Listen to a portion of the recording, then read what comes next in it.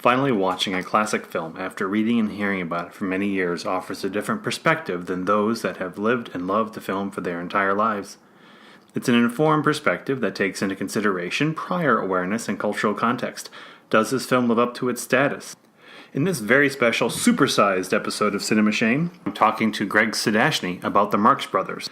Greg is a sometimes podcaster, all-the-time cinephile, trying to stay afloat in the deluge of media and modern pop culture. His Debatable Podcast is available at iTunes and debatablepodcast.tumblr.com. Paint on your Groucho stash, get the elephant out of your pajamas, and join a club that won't have you. The following conversation about Duck Soup and Night at the Opera covers not only the Marx Brothers' entire career, but also the entire history of cinematic comedy. Now I'm going to turn the microphone over to my 5-year-old daughter, Elisa, president and founder of the Harpo Marx fan club Under 6 division. This is Cinema Shame. What? Say it again. This is Cinema Shame. Cinema. Cinema. Shame. Shame. This is Cinema Shame. Cinema Shame. Are you making love to me? Why not? Everyone says I love you. The cop on the corner and the burglar too. The preacher in the pulpit and the man in the pew says I love you. Everyone, no matter who. The folks over 80 and the kid of 2. The captain and the sailor and the rest of the crew says I love you. I wanted to start this podcast about the Marx Brothers with one particular quote from Groucho that I've always found particularly relevant. He said, well, art is art, isn't it? Still, on the other hand, water is water. And east is east, and west is west, and if you take cranberries and stew them like applesauce, they'll taste much more like prunes than rhubarb does. Now, you tell me what you know. To me, this is really about podcasting. Now, we'll think about that. And I'll introduce my guest. With me today is the poor schmuck who's never seen, until now, a Marx Brothers movie. His name is Greg Sahadachny. Say hello, Greg. Hello, Jay. How are you? He's a little shy tonight because the entire world is going, what the fuck? Isn't that was pretty much your reaction on Twitter? Yeah, pretty much. We're proud of you for confessing. I feel like I'm getting shunned. They don't know how to react to you is what's happening. That's what it is. I have to ask the obligatory Cinema Shame question.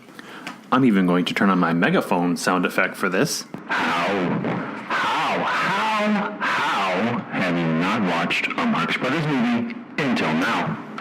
I just feel like there's, blind spots. I think that's the whole point of your project. It is. They're blind spots, so that's what happens. It's blind spots. Did your family not love you enough? That was the second obligatory question, yes. It's, you know what, it is absolutely, and we'll get into this, it's absolutely an oddity to me that I didn't see a Marx Brothers movie based on what I watched TV and film with my dad growing up. We circled around it like sharks, but I never watched a Marx Brothers movie.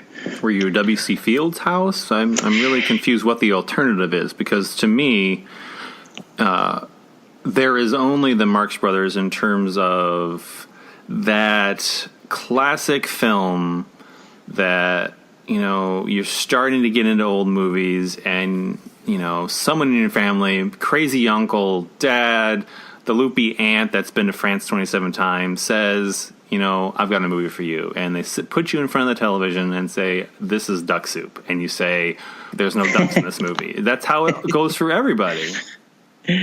There's mile markers, okay? But what I remember is the big ones from Chaplin, the big ones from Buster Keaton, and then Stooges. We were the Stooges household. Stooges. And for me, lowbrow, didn't you? Very lowbrow. Yeah. But for me, I mean, it's not like I had a complete misunderstanding. You know, what it was not having an understanding of the Marx Brothers as a collective. But Groucho Marx is another thing. It's kind of like almost a hive mind thing in our society. The Groucho Marx glasses that you would wear during Halloween or whatever event. Yeah, but glasses, mustache, cigar. I mean, it's an accepted icon. Absolutely. But the thing that I find even more of an oddity, you know, when you consider all these things that my dad was showing me, being an older parent, you know, usually maybe 10 or 15 years older than most of my friends' parents, you know, we watched You Bet Your Life. And I don't know why that gateway never led to watching a Marx Brothers movie. So you watched You Bet Your Life? Yep. Regularly? Yeah, whenever they had that kind of revival on Nick at Night or whatever when I was a kid. Yeah, I watched it. Mm-hmm. That's fascinating. You fascinate me, Greg.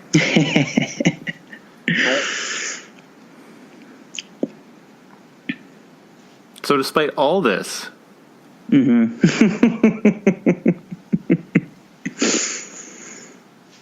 maybe you were just living the I don't want to belong to any club that would have me as a member. You don't want to watch any Marx Brothers movie that would allow me to watch it.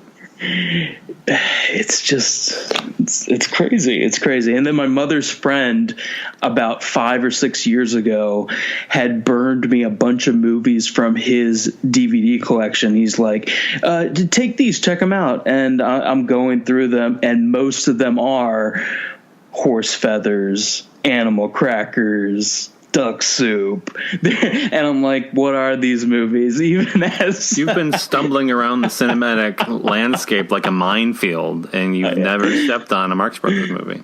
It is. It wasn't meant to be until right now. And you know what I got to say? Like, I'm very much a believer of being on the wavelength of something. You see it sometimes you see it when you're supposed to see it. And I feel like if I didn't see these movies now, if I saw them then, maybe I wouldn't have appreciated them the same way. I think with the Marx Brothers, it's something that evolves as we do. I started watching classic horror. Universal horror. Invisible Man, I think, was probably the first classic film. I mean, we'll say like pre-80s. Right. Actually, pre-Star Wars. How's that?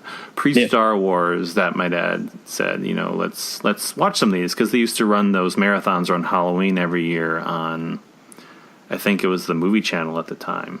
Was the movie channel? AMC. Yeah, AMC. So I would record the entire run on VHS tapes and watch through them.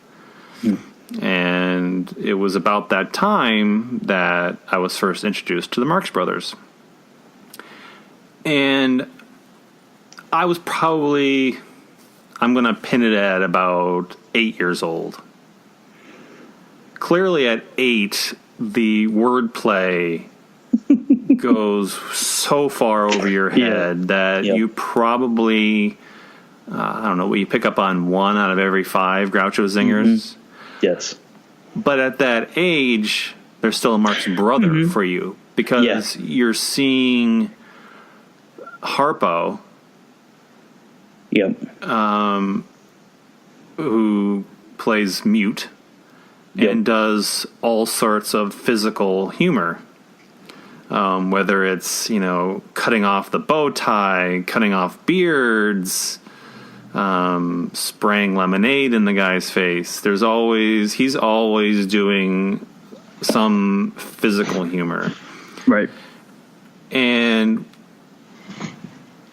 Chico, I think, is probably the next one in line, right? So his wordplay is a little bit more simplified than Groucho's. Right. So once you start putting these pieces together, you've got Harpo. You think he's hysterical, but he's only in a quarter of the movie. So like you appreciate that much, and you have this inkling that you're missing something amazing, but you don't quite know what it is yet. With all the wordplay and the dialogue. Yeah. Right. And then you start picking up on Chico, and maybe you're 12, and that Groucho anvil falls, and you're like, oh my God. This is amazing. Like, you've never heard anything quite like it. And if you have, it's because you've heard Groucho snippets in other movies. Like, he's coming out in more modern films, and he's coming out through references to. Yes. Very influential. I think not just his shtick, but, and we'll talk about well, this. Then you get, the movies you get to be an themselves. old man, and you're like, well, that poor Zeppo. So you're still evolving. Zeppo did get short shrift. I got to say, I spent most of the runtime of Duck Soup because I tried to go in as blind as possible. Didn't read anything. Didn't look up anything. Just as fresh as possible. I spent most of the runtime of Duck Soup looking for Zeppo. I was like, when are they going to introduce the fourth brother? I was expecting some sort of. He was hiding under your nose the whole time. He was. And then it didn't dawn on me until he started singing along with them in the sequences towards the end of the movie. I'm like, oh, that's probably the fourth brother. Yeah, poor Zeppo had the unfortunate status as youngest.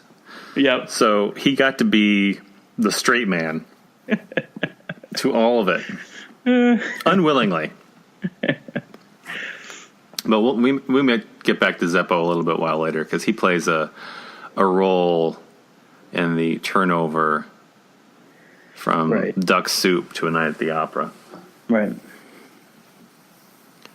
I got to say, the other ubiquitous thing that we don't talk about, and I think that is again, these little sayings, these little things that are Marx Brothers that we, even if you've never seen a Marx Brother, about, is that line from The Last Crusade.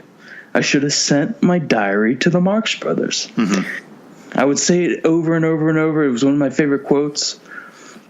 Yep. But you didn't know why it was so good. I knew that the Marx. I knew that the Marx Brothers were these stupid slapstick guys. That's all I knew. That's my definition. That's all I knew. Well, that would be the definition of someone who watches all those Stooges. You got it. So I chose Duck Soup and A Night at the Opera for you, specifically because they mark the turnover in the Marx Brothers' career from Paramount to MGM, and it marks a dramatic shift in movie-making style. Mm-hmm. What did you know about these films specifically before you watched them? I didn't know anything about these. I think that I knew that the Marx Brothers movies, a lot of them are well known for having zany titles that have nothing to do with any sort of plot. It's usually, something very crazy and whimsical, a combination of words that, lead someone to think of crazy people running around in Crazy House. But I didn't know. I did not know anything about the plots. I didn't know anything about, other than Duck Soup's reputation, which I think is kind of, in many circles, widely considered one of their best, if not their best. But that's the only thing I knew about both of these movies. I knew nothing about Night at the Opera. Nothing. Other than it was about A Night at the Opera. I would hope, but with these zany titles, you don't know, Jay. You don't know. They could be in an aqueduct for all I know. I didn't know. Yeah, you mentioned the reputation. So AFI, which we've used quite a bit as some sort of barometer for this project, has Duck Soup at the number 5 comedy and number 85 movie overall. So it is certainly the most highly regarded Marx Brothers film today. That is also something we'll come back to in short order. Have you made plans to watch other Marx Brothers movies now? Are you?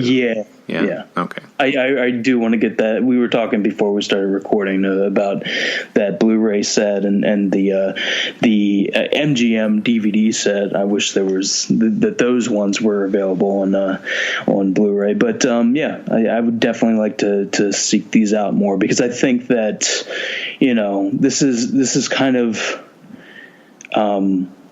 It's a gateway drug. It's opening a door to a certain time period that we can talk about a little more later, 30s film, but also to a certain sect of comedy that I don't think that I've had a lot of experience with. I would definitely classify Duck Soup as a gateway drug to classic cinema and classic comedy overall. I think that'll be this is a good bit here. We'll play some music that reminds people of the Marx Brothers, and on the flip side of that 30 seconds of music, we'll come back with some bare bones facts about Duck Soup, Night at the Opera, and then launch into our greater conversation. Does that work with you? Sounds great. Okay, and the general populace will just have to go along.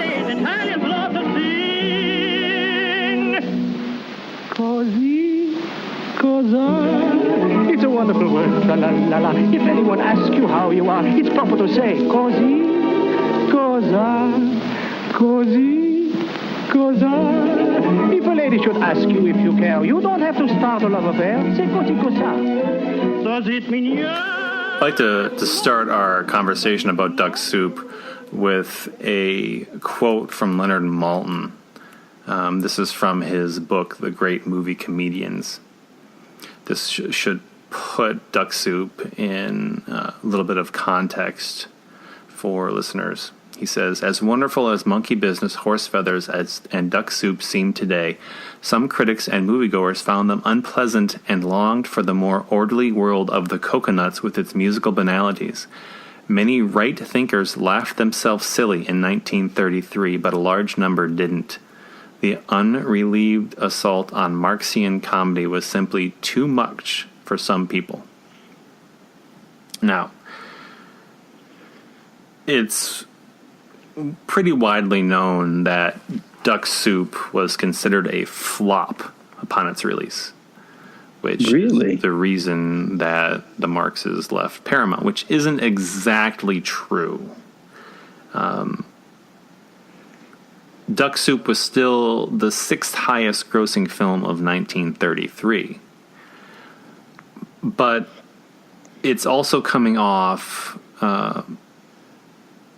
Horse Feathers, released 1 year earlier,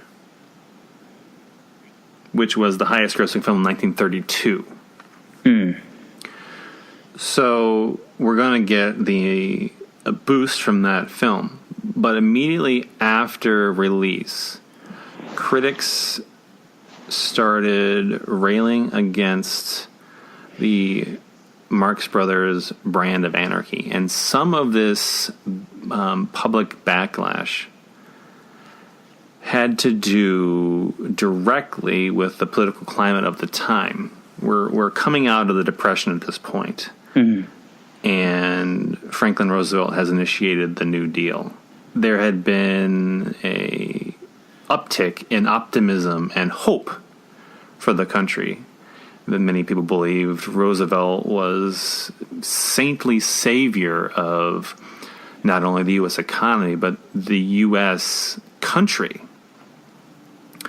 So when the Marx Brothers released this film that is, shall we say, impolite to our governing leaders, I mean, it's not making any specific jabs. It's skewering, dictatorship and a sort of far off Balkan mentality, but it's still looked at in this country as critical of our leadership. And that wasn't taken kindly. So even though the film started strong, the critical and public backlash was so significant that the film dropped out of favor and left them kind of adrift at their studio. They had a rough contract negotiation at Paramount, and this was kind of the end. They weren't riffraff. They weren't being kicked to the curb just yet. Right. But at this point in time, the public perception was pushing them out of their place at the throne of American comedy. And from someone who comes into Duck Soup cold without having seen those first 4 films and knowing where they had come from, the films leading up to Duck Soup were increasingly more in this comedic anarchy mold. So when you're seeing this, when you know this backstory now, how does that play with your perception of Duck Soup? I mean, it makes a lot of sense, actually, especially when we talk about like the switching of gears to the next movie and to the next studio. Like, having that context, I mean, really helps me understand kind of the mentality of the times. Watching this movie, though, there were things that I was critical of and things that I'll probably appreciate more on subsequent viewings. We've already talked about, how quick the dialogue is, how quick those zingers are. And it's something that I'm probably going to get more out of watching it again. I'll pick up on things more next time, or this particular line from Groucho. I will guarantee you could watch this again tomorrow. And you will feel like you're watching an entirely different film just based upon which lines you focus on from Groucho. Right. Like, Even if you watch that opening scene, I've watched that movie probably 10 times, and each time I feel like through the way that I focus on the rhythm, you will fixate upon different moments. It's like watching this really reminded me, and this isn't a big jump because these characters basically made fun of and kind of took part in doing their own Groucho impressions, but like Daffy Duck and Bugs Bunny. Yep. The sequences. He was very good. Yeah. The sequences seemed so Daffy to me. There were sketches within this very thin narrative, and they played out to a certain level of chaos and non sequitur that was just sometimes kind of head scratching to me, and then other times just I was on the floor laughing. So yeah, I can understand the context of it. The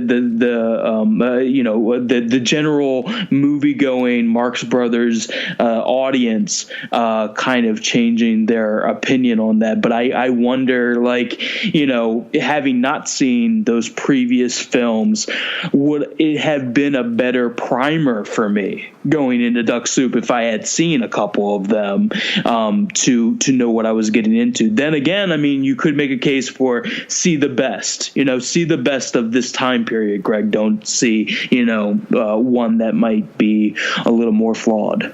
Duck Soup is in my mind, the perfection of what they had been working towards. As I mentioned in the quote, the Coconuts is an extension of the vaudeville. Right. They don't really become cinematic comedians until after Coconuts.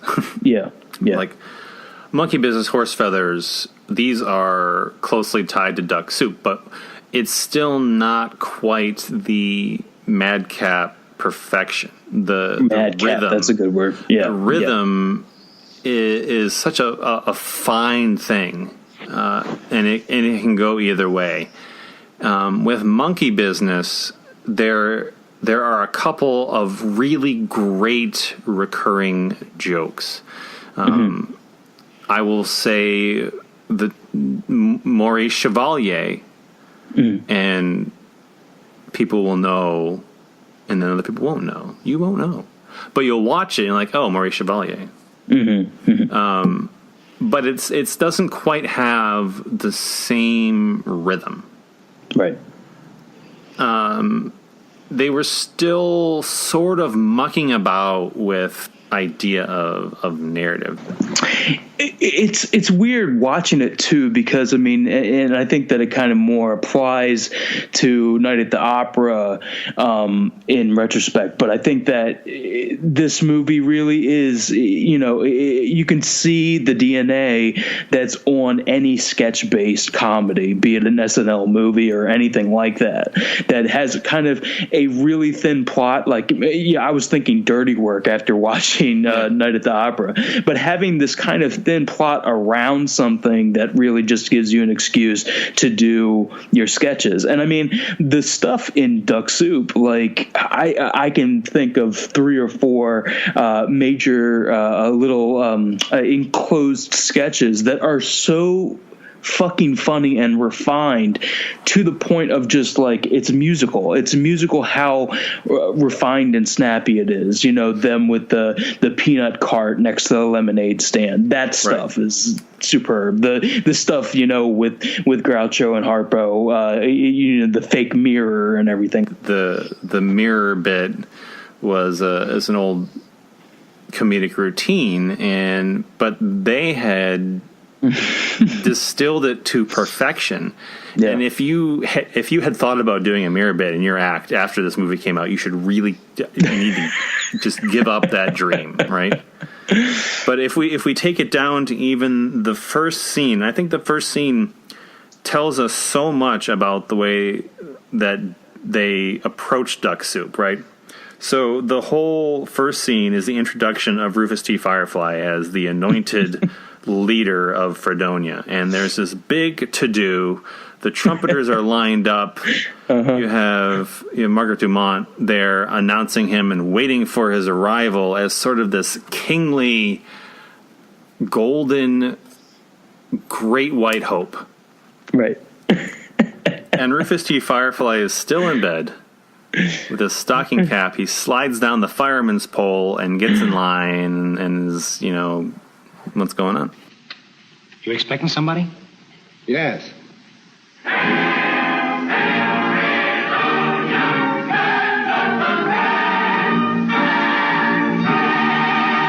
Oh, Your Excellency, we've been expecting you. As chairwoman of the reception committee, I extend the good wishes of every man, woman, and child of Fredonia. Never mind that stuff. Take a card. Card? What'll I do with the card? You can keep it. I've got 51 left. Now, what were you saying? As chairwoman of the reception committee, I welcome you with open arms. Is that so? How late do you stay open? And so this premise that we're given, the anointed leader arrives, introductions, it devolves into him calling his secretary to take a letter to his dentist. And that's the end of the scene, right? Yeah. So that's how quickly they break down the story. Like, story exists in Duck Soup to be deconstructed. Yeah. I see what you're saying, yeah. there's not necessarily, the point is not necessarily to move the plot forward. No, it's to make the audience forget that there ever was a plot. Yeah. By the time that they cut. Right. Yep. And you pick it up a scene later, and maybe you're reminded, he's recruiting Ciccolini, right, to be his spy, and there is some sort of national figure there, yeah, but that's really funny, so I'm going to forget all about it. Right. It really comes into focus when he has an adversary, and the film gets much more bitter. Right. And specifically satirical of the ways in which countries manage their diplomacy. Mm-hmm. Right. And that's where we get into the notion that they had some sort of greater motive for making this film.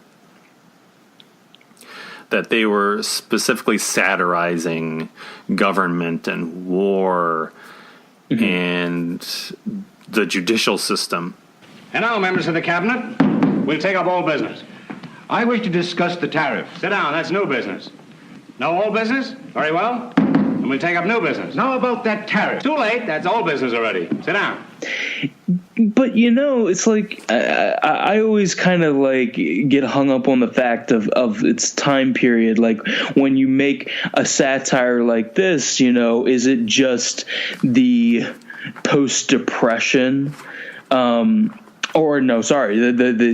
in the middle of type depression that the country's experiencing, or is it, because you can't make necessarily an allegory for the rise of the Third Reich here. So what is the allegory? What is the satirical nature of their bent on the government? Is it simply how the government has treated the working class? What exactly is it?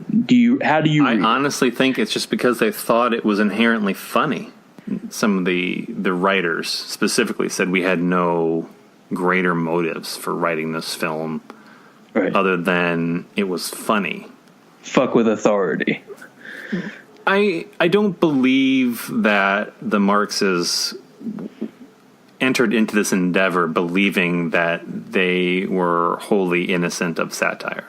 Right.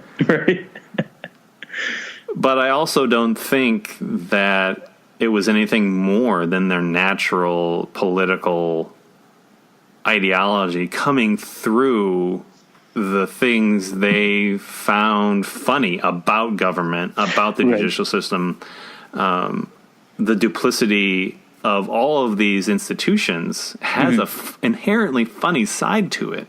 Mm-hmm. We get so wrapped up in the seriousness, and I think that's what they're looking at here. Right. I don't think they set out to make a statement at all. We've come to view this as some sort of anti-fascist breakthrough film. Sure, yeah, that's what I mean. That's kind of the reputation that I've heard, and I think that's kind of blowing it up a little bit. Right, we're putting a 21st century analysis onto a 1933 film that really just wanted to make people laugh. Yeah, I think they're making connections with something that's a little more on the nose, like The Great Dictator, too. That through line, that they see anything that's a satire of a dictatorship or a satire of government. We're removing it from the specific context of 1933 when we do that as well, because you look at I don't know how steeped you are in W.C. Fields, but you have something like $1 Million Legs, where he was the head of another fictional Balkan government. Right. I believe it was called Klipstokia or something like that. Von Stroheim's The Merry Widow has similar narrative underpinnings. Like, we're at that point, it was kind of it was like the volcano film in the mid-90s. These are just things that happened, and we look at those cute volcano films. This is a weird tangent, but like I'm just thinking specifically of, hey, Dante's Peak was a really weird movie. Oh, for a second there, I was thinking you were talking about Joe versus the volcano. No, for some reason my mind went to like Dante's Peak and Volcano, Right. and like how many volcano films do we have? And like, Right. what kind of statement are we making about this volcano film? But that was just the thing at the box office that year. Yeah. So that's a really strange tangent. I'm sorry I got to Dante's Peak. I'm really sorry. I'm sorry. If I have my druthers about me, I'll edit this out later. But we're talking about something that was just kind of commonplace, and the Marxes put their spin on it. Yeah, and it's also kind of like a comedy mainstay is to make fun of stuffy characters, and where are you going to get more stuffy characters than exactly politicians? What we're doing here, and what we're going to be talking about next in Night at the Opera. Yep. But even Harpo was probably the most political of the group, and I bet. What I bet. He had spoken about how at this time that the warnings by the press about the rise of potential totalitarian leaders was going unheeded by our leaders. Like they weren't taking any of it seriously, even though some great many words have been written. Right. So this is why I say they're not free from this notion of satire. But I do believe we're imbuing it with too much importance in the value of the film, because I do not think that the specific biting satire of fascism really benefits the film, because what we're coming back to with Duck Soup is the specific pace and the level of cynicism that the Marx Brothers have in this particular comedy. Introductions between Groucho and Margaret Dumont, the wordplay and the insults. But then we butt this up against their view on war. Like, I wrote this line specifically because it stuck out with me when I rewatched the film last night. And Groucho is throwing Harpo out to go fight. Right. You're a brave man. Go and break through the lines. And remember, while you're out there risking life and limb through shot and shell, we'll be here thinking what a sucker you are. Like, that is a biting indictment of the way that the enlistment process, the way that we propagandize our military operations in order to romanticize this war in order to get our young citizens to go fight for the cause. Right. Like, that is nasty. Yeah. But it's really funny. It's damn funny. Yeah. Yeah. The thing that sticks with me, though, for anyone who kind of adds more import to the movie than really is there, is that I feel like you leave the movie because of its constant deconstruction.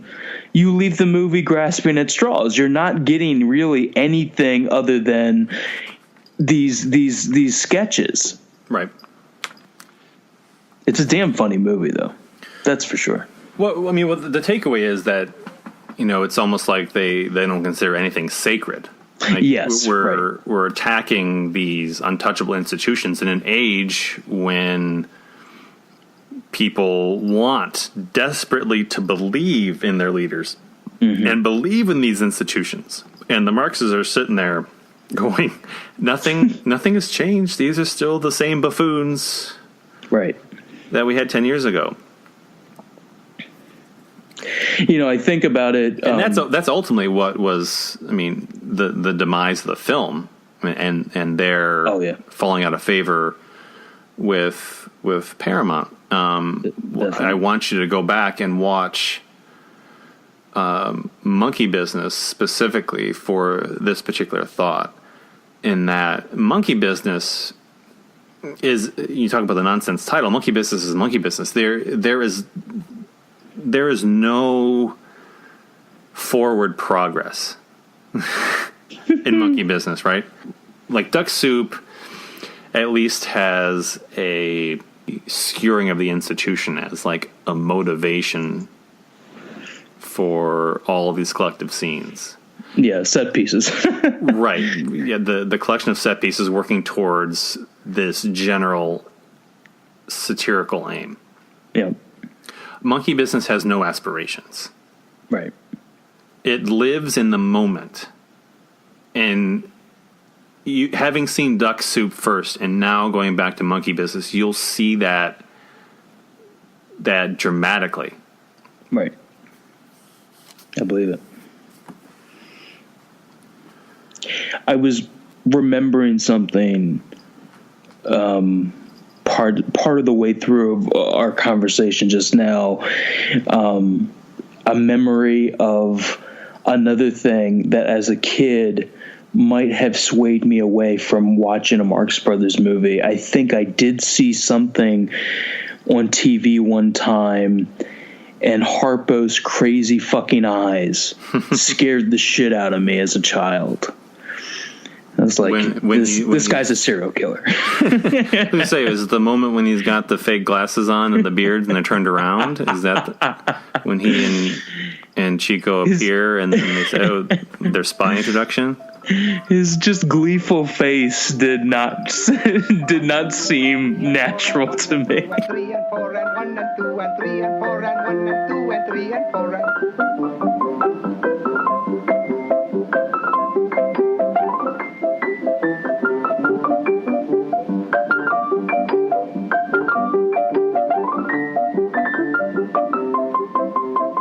I wanted to go back to the Marx Brothers' origins. So when they were initially a family of stage performers, and right. they weren't naturally comedians. These were primarily musical performers. Right. I was going to say, that's something that you don't necessarily get right away from Duck Soup, but when I'm watching A Night at the Opera and I'm seeing these guys do these little versions of entertainment, what you would see at vaudeville, a variety show. Right. I was picking up on that. And Harpo and Chico were specifically very discouraged by Duck Soup because Groucho had pushed to remove their musical interludes from that film. Why? Just to focus on the comedy? To focus on the comedy, in one, but there's also stories about how they wouldn't prepare, like they're in Groucho's biography, which I highly recommend. It's called Groucho: The Life and Times of Julius Henry Marx by Stefan Canfer.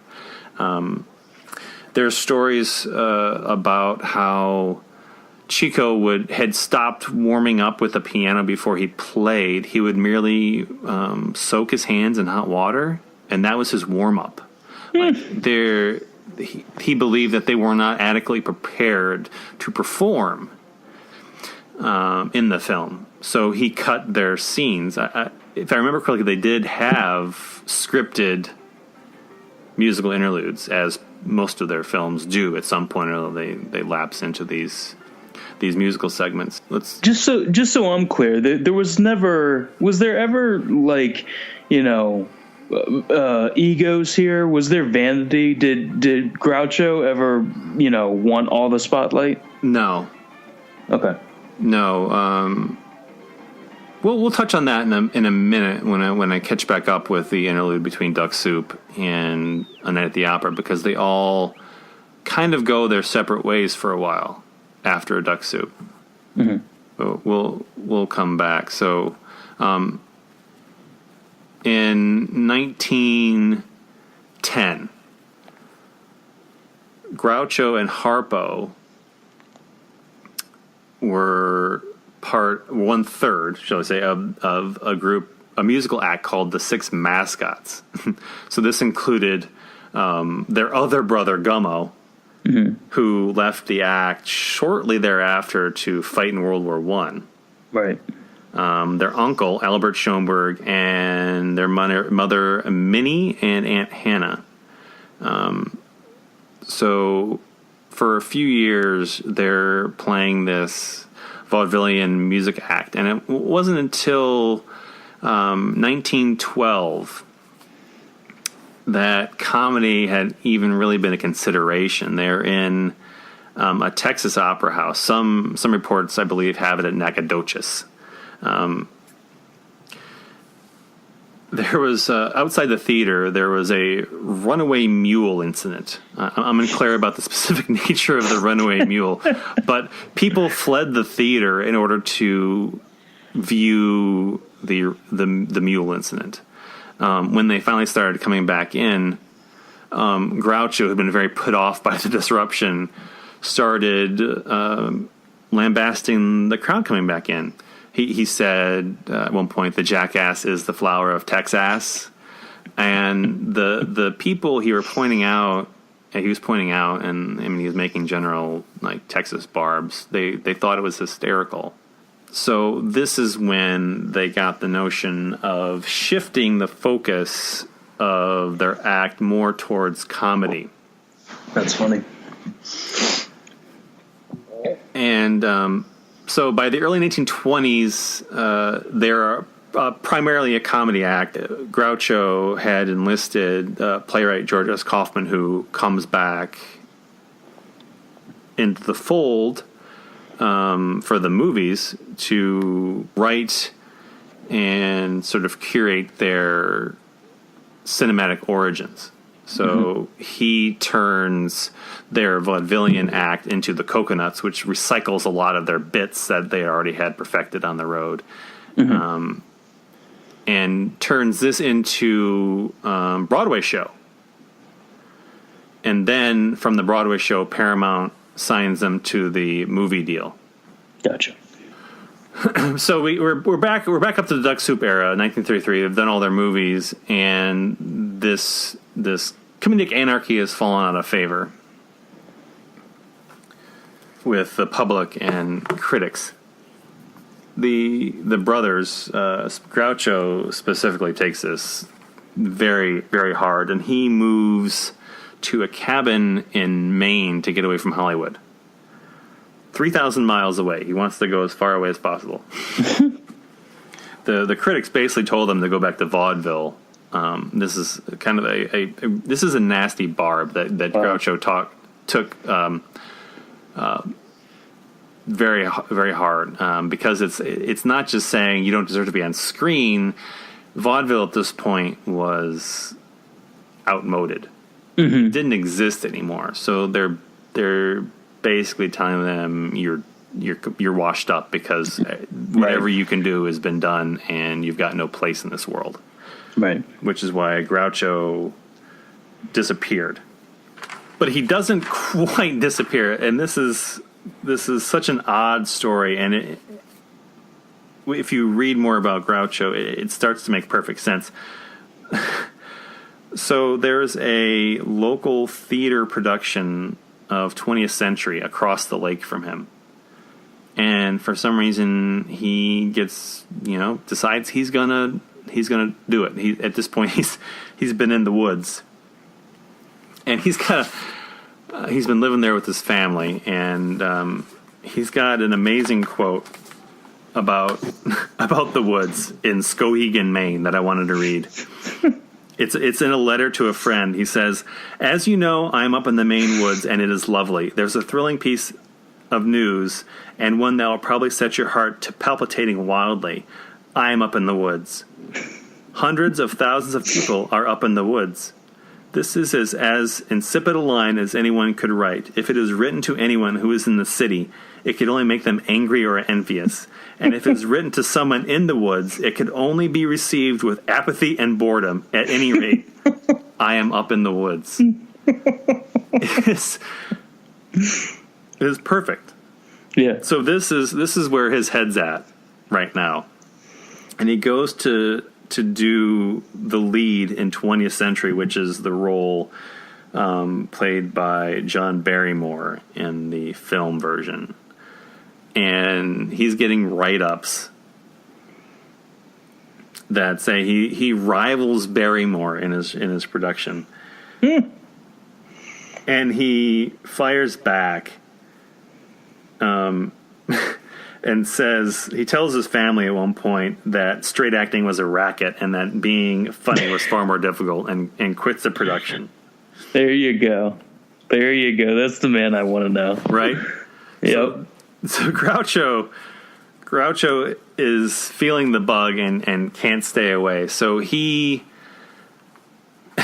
comes back to Hollywood, and it just so happens that Chico is playing bridge regularly with Irving Thalberg. Wow. Now, Thalberg was considered the golden boy of MGM at this point. He had done a few films you may know by the name of Grand Hotel and Ben-Hur. And he wanted to branch out, or I should say, embellish his comedic resume.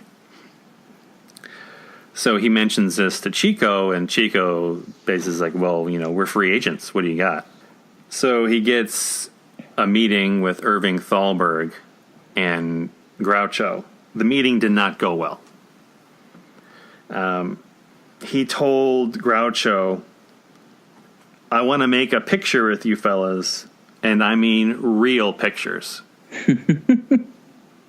Groucho, of course, fires back with what's wrong with the first 5 pictures that we've done. Are you telling us they're not funny? Thalberg says, of course they were funny, but they weren't about anything. I see. Thalberg wants to rebrand the Marx Brothers, and he wants to bring them under the MGM umbrella. Louis B. Mayer, for the record, is against this wholeheartedly. He believes that they're a nuisance and not worth any of the trouble. So Mayer has stated his objections. He doesn't want to say boo to Thalberg, who has, until this point, done everything right. He gave Groucho a list of things that he thought was wrong with his movies. I mean, the gall, right? Like, yeah.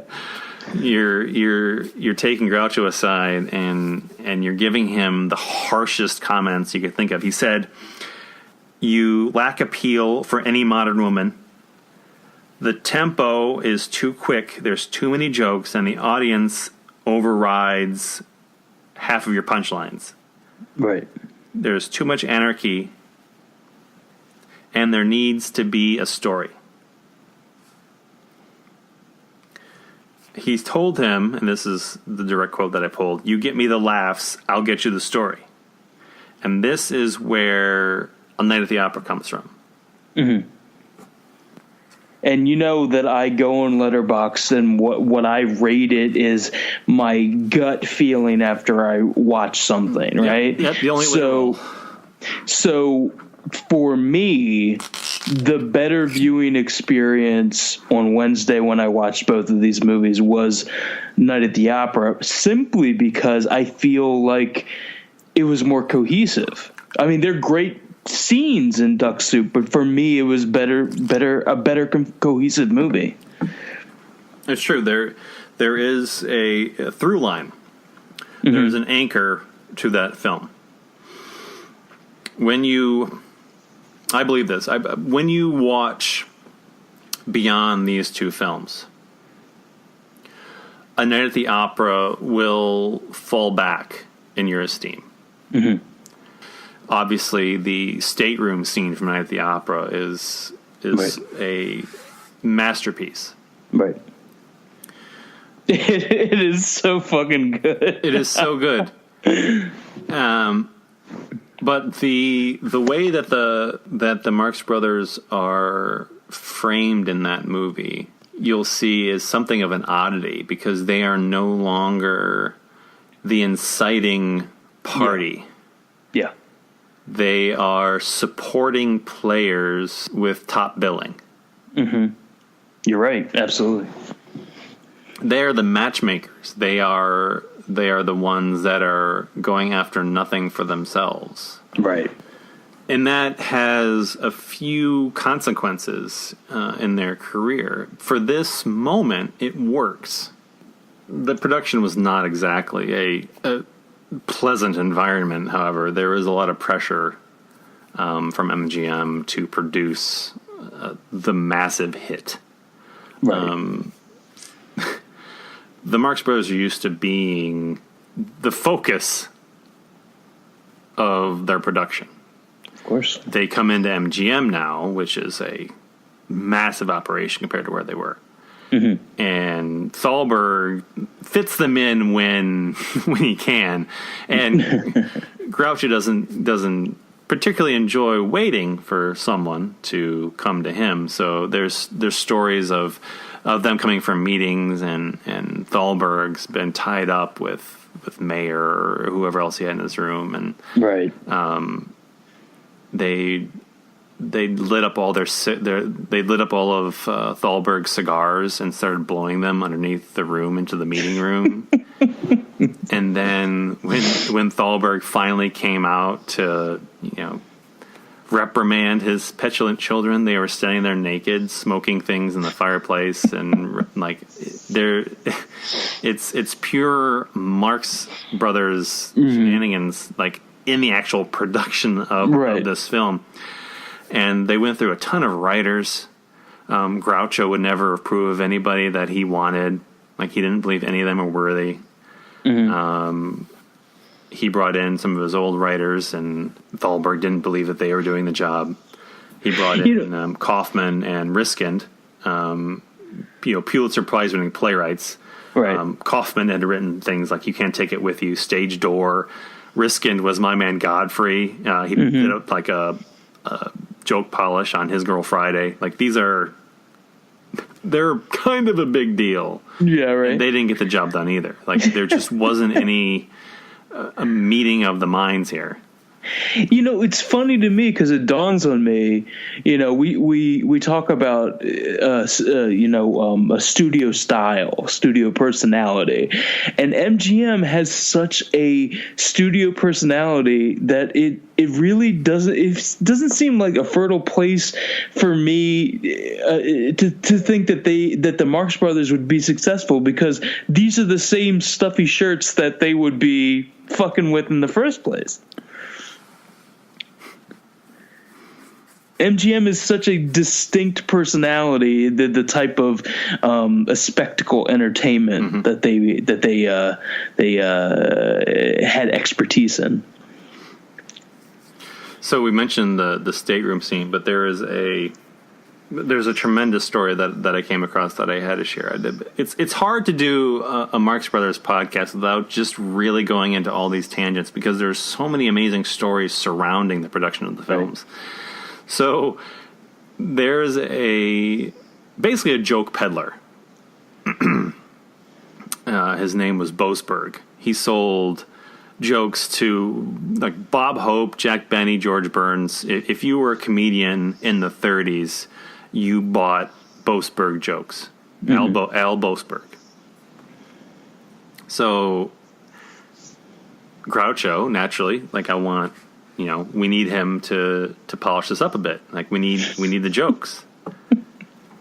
So Boasberg works on this. He doesn't want to be in LA. He gets an office there and he toils away. And Thalberg is waiting for the notes, waiting for the jokes, and nothing shows up. He says, I'll get it to you. So the production schedule is imminent. He calls Boasberg and he says, I need the material. There's no time left. I need it. He's like, I left, but I left you the material in my office. So just stop by and go get it. I'm going to leave it there. Yeah. So Thalberg grabs the Marx Brothers and takes them to the office. They found nothing. All that was left was a desk and filing cabinets, and they couldn't find anything. So legend has it that Groucho rolled his eyes in despair and saw the script cut into individual lines and plastered on the ceiling. They had to peel it off the ceiling and reconstruct the script in order to piece Boasberg's notes together. That scene that Boasberg wrote and plastered to the ceiling became the stateroom scene. Right. All right, come on. Yes? I'm the engineer. Come on. Came to turn off the heat. Well, you can start right in on him. Wake up, Tommaso. Tommaso, we're going to eat soon. You know, if it wasn't for Gottlieb, I wouldn't have got this room. Just hold him there a second. Yes? Did you want a manicure? No, come on in. I hadn't planned on a manicure, but I think on a journey like this, you ought to have every convenience you can get. Hey, listen, I'm getting the manicure. Get out of here, will you? Did you want your nails long or short? You better make them short. It's getting kind of crowded in here. I don't know. This isn't the way I pictured an ocean voyage. I always visualized myself sitting in a steamer chair with a steward bringing me bouillon. Come on, Ricardo. You couldn't get any bouillon in here unless they brought it in through a keyhole. I'm the engineer's assistant. You know, I had a premonition you were going to show up. The engineer's right over there in the corner. You can chop your way right through. Say, is it my imagination or is it getting crowded in here? Oh, I got plenty of room. Yes? Is my Aunt Minnie in here? Well, you can come in and prowl around if you want to. If she isn't in here, you can probably find somebody just as good. Oh, and I realize now that we left Zeppo out of the conversation. The important bridge. We're still leaving Zeppo out of the conversation. It's not nearly as interesting as Al Boasberg, but Zeppo left because he was tired of being a straight man in a comedy routine and became an agent. He became a talent agent. Right. Correct me if I'm wrong, because I skimmed this. Did Zeppo used to do Groucho's routines, and he purportedly was better at doing Groucho than Groucho? I do know that Zeppo was never wanting for ability. The brothers all routinely said that he had as much talent as any of them, but he literally was the youngest brother, and there wasn't room for more shtick. So he was just the other guy. Well, at least he wasn't Gummo, I guess.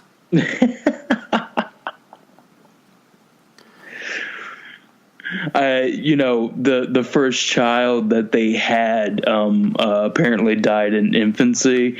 You heard the line that Groucho gave when asked how the child died. He said, "Of old age."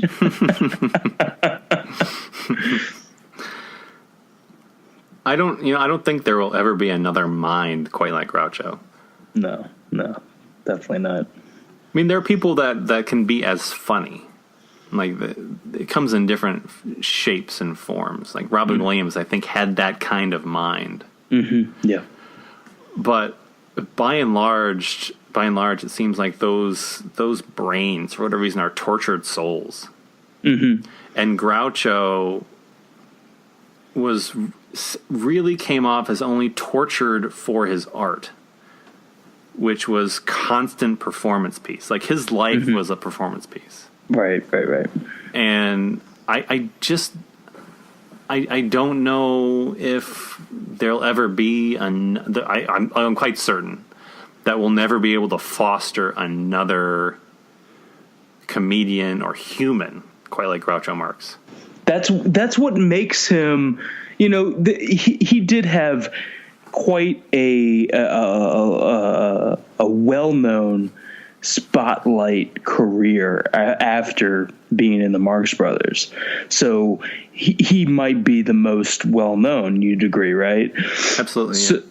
So to me, I mean, I wonder, if this cachet, he obviously is in many ways that breakout for me. I mean, he's going to have that legacy, and it might have overshadowed the Marx Brothers as a whole. I agree because with of that. Yeah, he was always the figurehead. Yeah, but he was also the wordsmith, and he played a more prominent role in the creation. But I mean, it's easy to discount the ways that Chico and Harpo contributed. Yeah, it is actually. It is because Chico perennially played the somewhat dim version of Groucho. Mm-hmm. He was as quick. He never had the one up on Groucho in their linguistics. Yeah. There were individual instances where he'll turn Groucho around.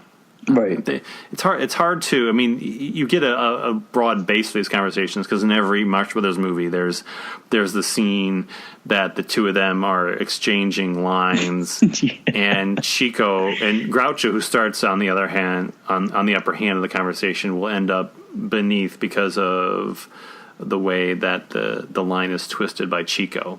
But you're never expected to believe that Chico is the smarter of the two verbal combatants. It's so amazing to me because they're so supportive with their chemistry. I can imagine someone in Groucho's shoes that might, I want to figure that there's some sort of ego and vanity going on here, and maybe some clash because I've watched too much, behind the scenes, the true Hollywood story. But the truth of the matter is that them working as a unit in scenes, especially Chico and Groucho, they're so supportive with their chemistry. I think of that scene with the contract, ripping up the contract in Night at the Opera, and they're playing. Bit is other than the stateroom scene. I one of my favorite Marx Brothers bits is the party of the first part. Yeah, it's so amazing to me how they support each other with that chemistry. It's not like I'm trying to always one up you. It's playing off of that thing, and it almost seems like at certain parts that there's a little improvisation here. Or what do you think? Do you think they worked it out to a T? Was that there? I think that almost all of their dialogue is scripted and rehearsed to perfection. But there is the occasional moment where you can see the break. I'm thinking specifically of the contract scene when they're tearing the contract down, and they get down to the end, and Groucho makes an offhand comment about how Chico's contract is much shorter. Why are you sure? Yeah. Why is mine shorter than yours? Yeah. Right. Uh-huh. Hey, look. Why can't the first part of the second party be the second part of the first party? Then you got something. Well, look, rather than go through all that again, what do you say? Fine. Now I've got something here you're bound to like. You be crazy about it. No, I don't like it. You don't like what? Whatever it is, I don't like it. Well, don't let's break up an old friendship over a thing like that. Ready? Okay. Now, the next part I don't think you're going to like. Well, your word's good enough for me. Now then, is my word good enough for you? I should say not. Well, that takes out two more clauses. Now, the party of the eighth part... No, that's no good, no. The party of the ninth... No, that's no good, too. Hey, how is it my contract is skinnier than yours? Well, I don't know. You must have been out on the tail last night. But anyhow, we're all set now, aren't we? Oh, sure. Now, just you put your name right down there, and then the deal is legal. Hey, I forgot to tell you, I can't write. And there's almost, like, you can see sort of a slight break in character in Groucho. Yeah, It's very subtle. Yeah, that's exactly what I picked up on. I'm like, there's a disparity there as I'm looking. I'm like... And he doesn't skip a beat. Yeah. You would never know I mean, I don't know for sure because I've looked for anything that said definitively that was off script. Right. But it just has that feel about it. And if it isn't off script, consider the natural ability of just like the two of them together that makes that moment, because it's rewarding to the audience. Maybe it's inadvertent, but it's like in Saturday Night Live when a character not named Jimmy Fallon breaks. Yes. And like Eddie Murphy. Yeah, and the scene takes on an entirely different life. You've broken that fourth wall, and you've become complicit in the almost in the construction of the scene, because they're aware that they broke it. Yes. You know that they know that they broke it. Yep. And you're sharing that moment. And I feel that way about that moment in Night at the Opera too. Mm-hmm. The one thing we didn't talk about as we're talking about that scene, and I think about the cohesiveness of the movie, the other thing that I remember being jarring about Duck Soup, in contrast to A Night at the Opera, is the editing. And it might be simply because of our more fine-tuned editing, what we're used to, because it's so herky-jerk, watching Duck Soup, which, you're not worried about continuity. You're cutting, wildly from shot to shot, versus A Night at the Opera, which feels a little more like it's got some finesse and sophistication to it, probably because it's an MGM, big spectacle type film. You get the impression in many of the scenes in Duck Soup that it continued, but that was when the joke ran out of steam. Mm-hmm. Night at the Opera feels planned. Yeah, it does. It's like they had hammered out the script. And interesting side note again about Night at the Opera, everybody involved in the production really felt like this was the Marx Brothers' last shot. Like the Marx Brothers thought that, Thalberg thought that. They all believed that if this movie didn't hit big, they would cease to exist. Right. Because they'd burned their bridges at Paramount. They are now on borrowed time at MGM because Louis B. Mayer didn't want them there. And if Louis B. Mayer doesn't want you there, you had better bring the money. Like, you had better cash in that check. Yeah. They took the bits on the road and did a road show called Scenes from A Night at the Opera. And they tested out the material live because they wanted to know exactly which scenes worked and which didn't. That's a lot of testing. It's every night it's a new audience testing. And Groucho was really disheartened by the process. He wasn't getting the reactions he expected. And one night, there's a scene in Night at the Opera. He walks in the room and calls Margaret Dumont Toots. I can't remember exactly which scene it is. Anyway, it's a passing introduction. It happens really fast on the way in. And in one stage performance, he called her tits on accident. And it was the biggest laugh of the tour. So he's thinking, the only laughs I can get now are the lines that I misspeak. And they had a test screening beforehand, and it flopped. The audience was not interested, didn't laugh. I think it was Mayer was on Thalberg, and Thalberg's like, no, I want to do it across the street at a different theater at night with a different crowd. And Thalberg was precisely right. The second crowd loved it. Mm-hmm. Mm-hmm. It's easy to paint producers in such a negative light because we like to side with the talent. Right.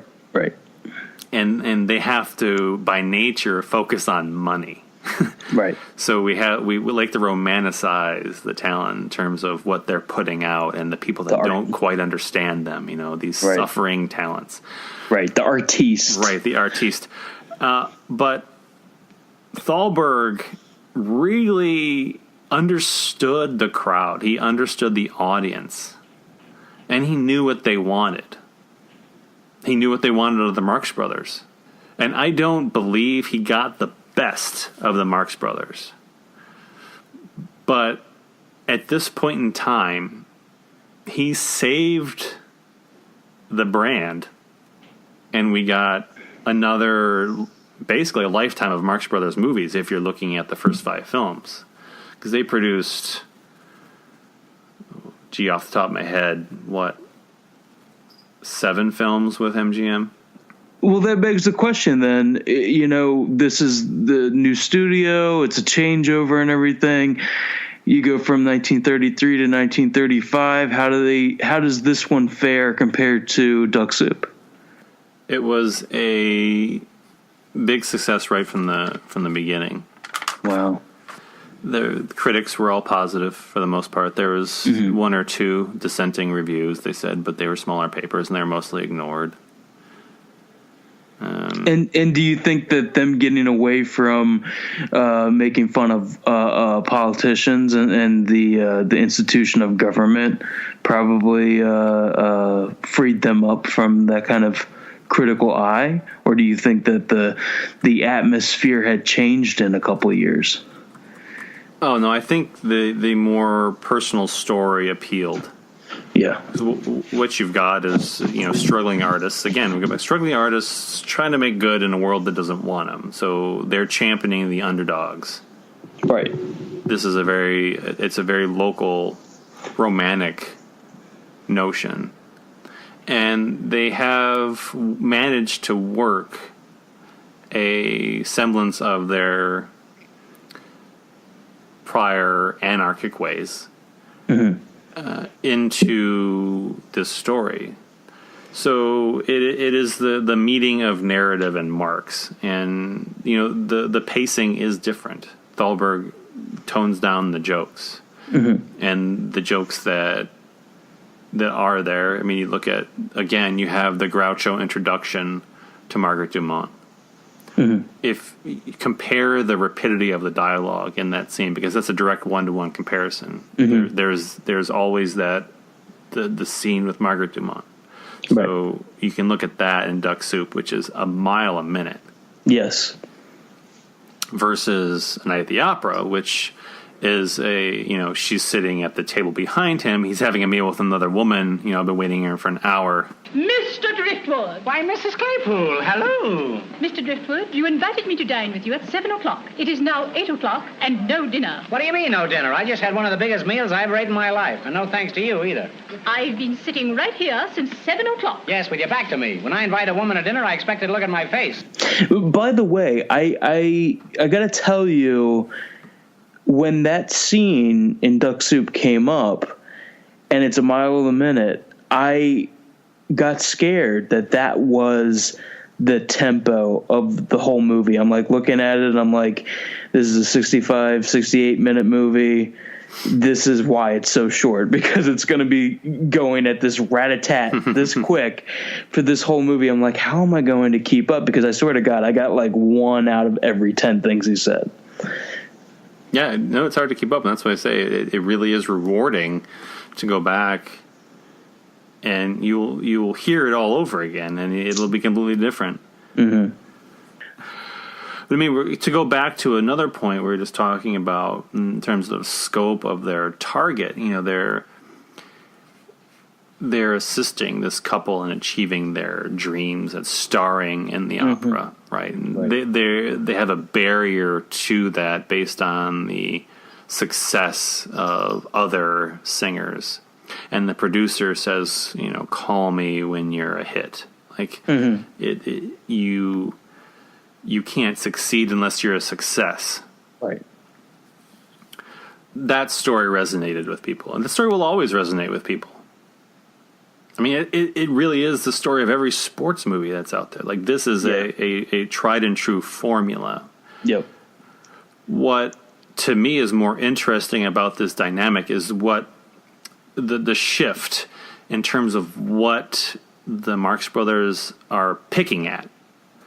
So we've gone from political institutions to a very easy target in snooty opera patrons and producers, which is a soft target. Oh, yeah. Softball.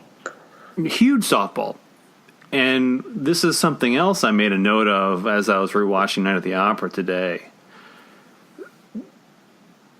Consider where we are politically now, where suddenly being an academic is equated with being elitist. Right, yeah. Like somehow being educated is a negative, right? That truth no longer matters. So spin this back to 1933, when the Marx Brothers are academically skewering the political institution. Right. And it's met with indifference. Yep. Until they go after I see what you're saying. the soft intellectual opera target. Nothing has changed. Yeah. Right? Yeah. I'm picking up what you're putting down. I mean, I'm liking it. That's where we are now. Yep. Find comedy with the rich, snooty opera-going audience. It was just something that struck me yesterday, and I'd never picked up on that before, but we were focusing on the two-picture changeover from Duck Soup to A Night at the Opera, and I thought that was a striking contrast. Yeah, absolutely. It goes to prove that you should always appeal to the populist entertainment, right? You should do what Adam Sandler's doing. And just straight to Netflix, not even give a fuck. Roll around on your mattresses made of $100 bills. That man has no worries, okay? No. He's not worrying about you and me, trust me. No. Well, I mean, let's be fair to Adam Sandler. He tried to make reasonably intelligent films at the end of his Hollywood career, his proper Hollywood career, right? Sure. Funny People. Yeah. I did not like it.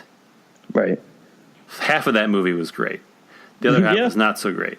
But he tried to make decent movies and was basically told, we don't want that.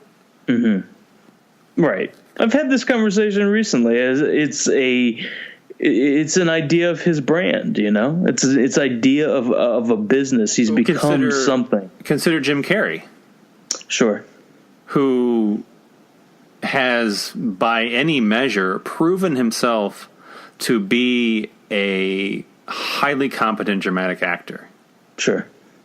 But he's always going to be the guy that talked out of his ass in Ace Ventura. Like he cannot escape that early branding. Yep. Absolutely. And to me, The Truman Show and Eternal Sunshine are two of the finest dramatic performances we've seen in the last 20 years. Yep. It's not even 20 years. Oh my God. The Truman Show. What year was that? 97? I'm just wondering if I can't count the 20-year thing. I think it's 20. Yeah. I'm having a panic moment that the movie was older than 20 years. I think it's 97. 96, 97, something like that. It might have been easier for him if he wasn't. Okay, good. Okay, it's 98. We can all take a deep breath now and move on. Whew, 19 years. It might have been easier for Jim Carrey if he wasn't so connected with a rubbery-faced comic shtick. Right. You know, Adam Sandler, he does some, for the time period, pretty irreverent comedy. And what he does, Punch Drunk Love, which is, you know, a pretty standout performance dramatically. Right, he can do it. He can, yeah. But you know, you just go back to how are you going to make your money, and are you gonna call up P.T. Anderson and make a probably thoroughly exhausting film with little reward? Like, what's your reward? Yeah, you know, how do you measure success? I mean, that's a question that we've been asking for centuries. How do you measure success? Adam Sandler has succeeded in small ways, but he's never going to be considered a talent. I mean, there's just zero possibility of him ever. Well, then again, I mean, this is what we're just talking about with. But this is what we're just talking about with the Marx Brothers. Right. There's people who think that everything that he's produced across the board with Rob Schneider, with David Spade, with who's his other proteges, those movies that he's done across the board, from Joe Dirt to his own films, you know, that's populist entertainment. We're talking about that with the Marx Brothers. Right. I'm sure that you and I are not talking about how he's a critical darling, but the money machine, he gets to go home and press that button because the populist entertainment gives him the money, you know? Yeah. And I still, you know, you go back to their origins. I still think Billy Madison and Happy Gilmore hold up. Sure. Like those early comedies. Same with Jim Carrey. Yep. I think those, he had, he did Ace Ventura, Dumb and Dumber, and The Mask. The Mask. Mm-hmm. The Mask doesn't hold up quite as well, but those, Ace Ventura and Dumb and Dumber definitely do. And then he did The Cable Guy. Yep. Which is a tremendous movie.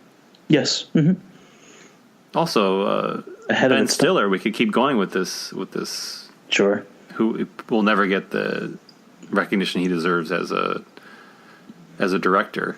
No, Tropic Thunder is a near perfect comedy. It is fantastic, and Cable Guy is another that slice of black comedy, which is always underrepresented, but at the time it was so misunderstood. It was crazy how misunderstood the movie was. Absolutely. Man, we've covered comedy from 1929 to 2017 tonight, and I feel good about it. We've done the Lord's work. We have, and you know, we submitted a question to Twitter.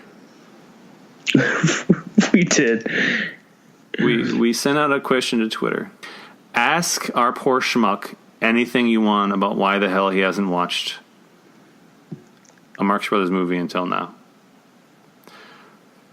So, in lieu of deafening silence for the next 5 minutes, I'll read whatever we've got and thank whoever responded in advance. Listen to the podcast. In addition to that, you know, you can do the trifecta. You know, listen, read, and respond. So, are you ready for the Ash the Schmuck?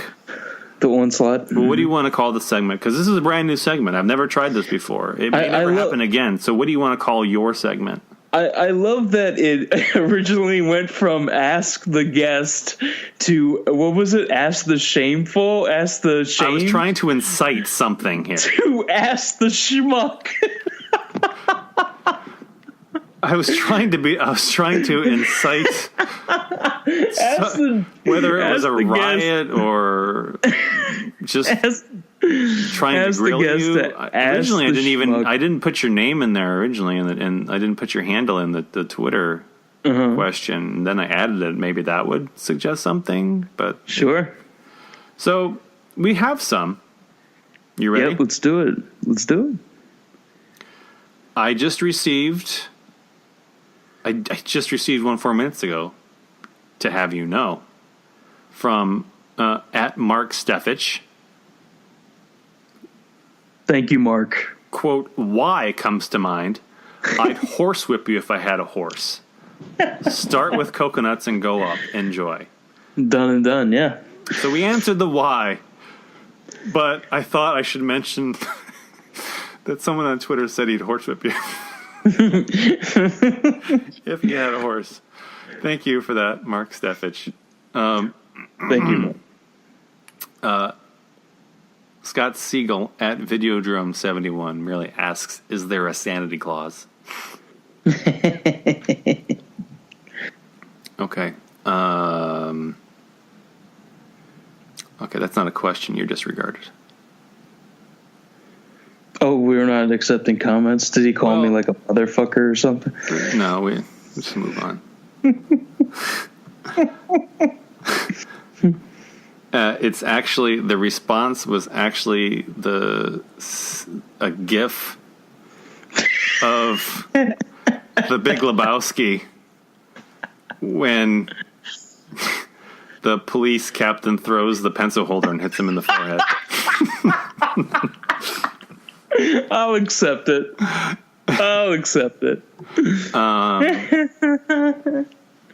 Okay. Well, here's a comment. Meredith Guthrie. I gotta make my tweet deck much bigger. That's at Meredithia. Said that's just a sad state of affairs.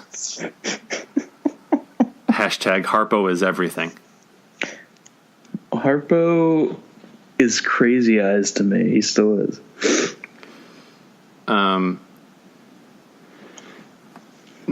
Joan Amen at JM Amen. Question, what's the password? Answer, swordfish. I have a friend named Nicole. Oh, Nicole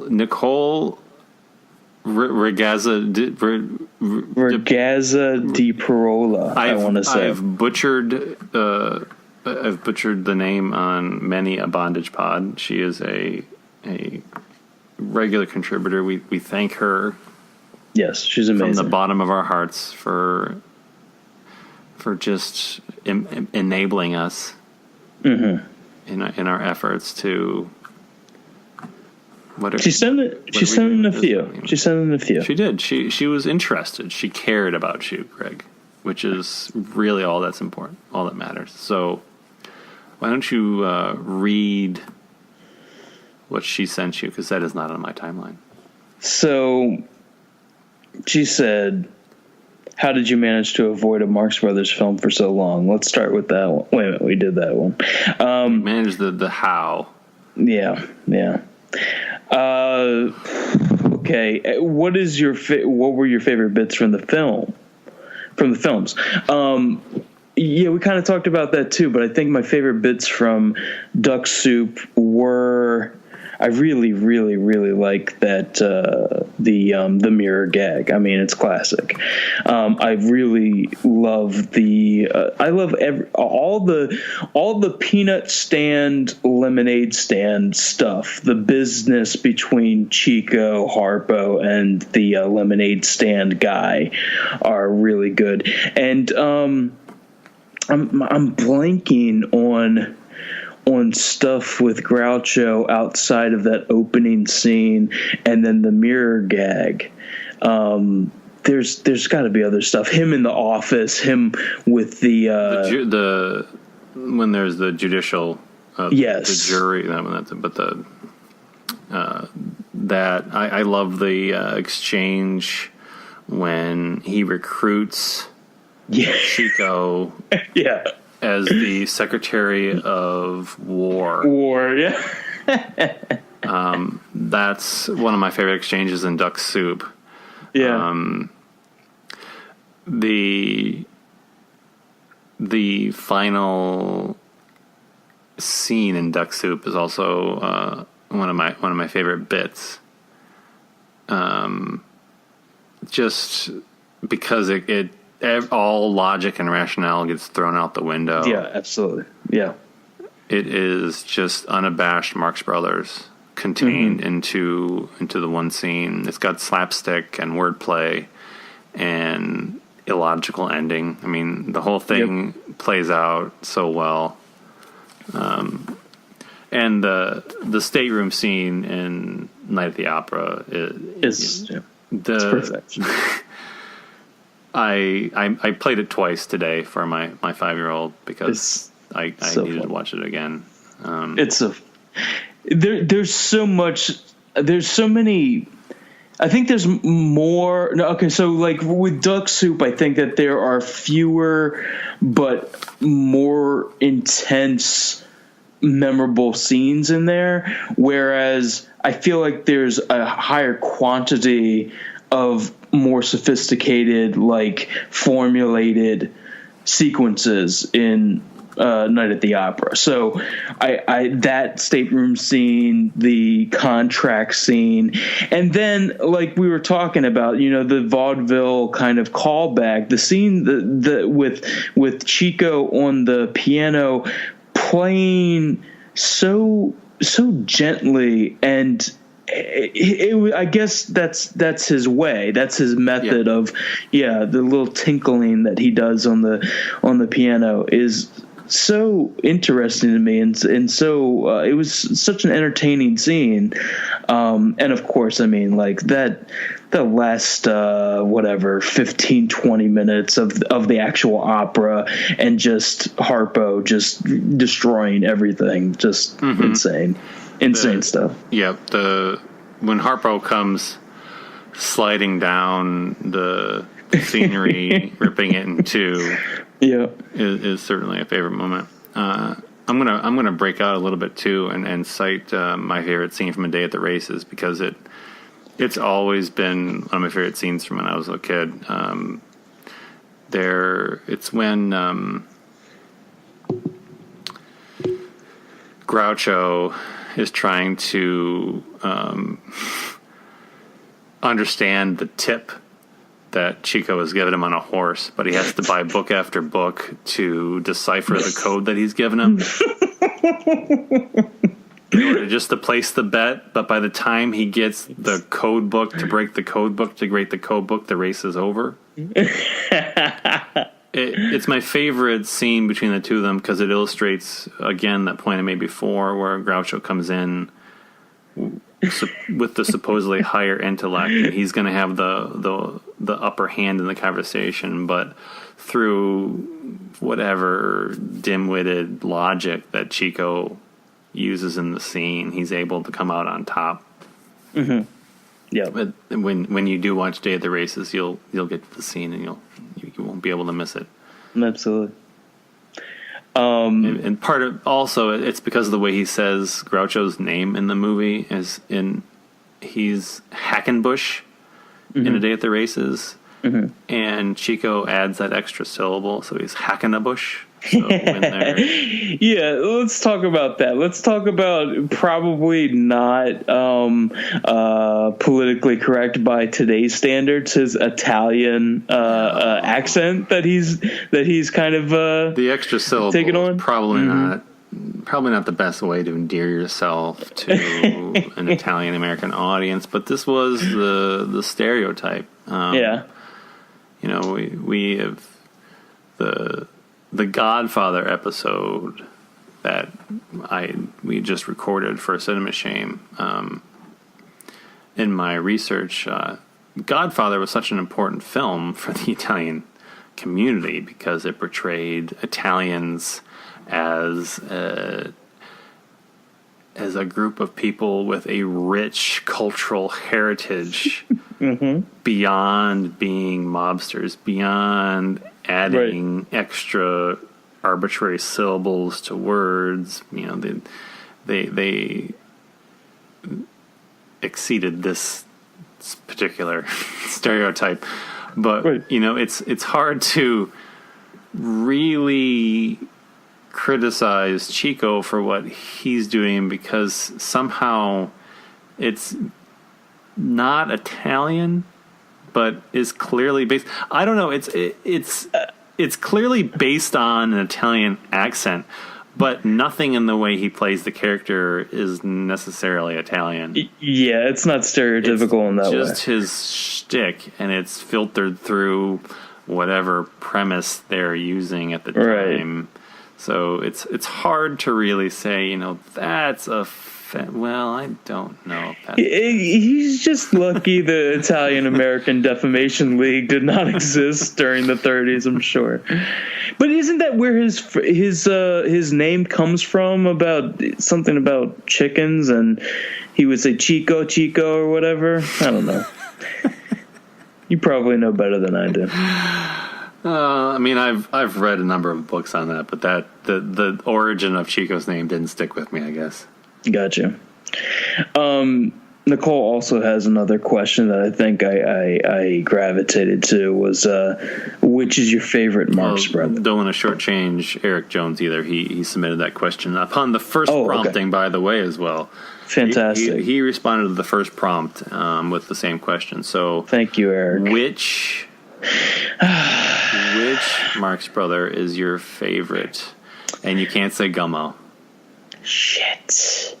Gummo is on you said earlier, what each one brings to the table. I mean, I'm sorry, I have to stick with Groucho. Groucho is always going to be the personality, the cynicism, the thing that just makes me laugh uncontrollably. What comes out of his mouth is always that kind of quick, smarmy shit that just I gravitate to, that I love.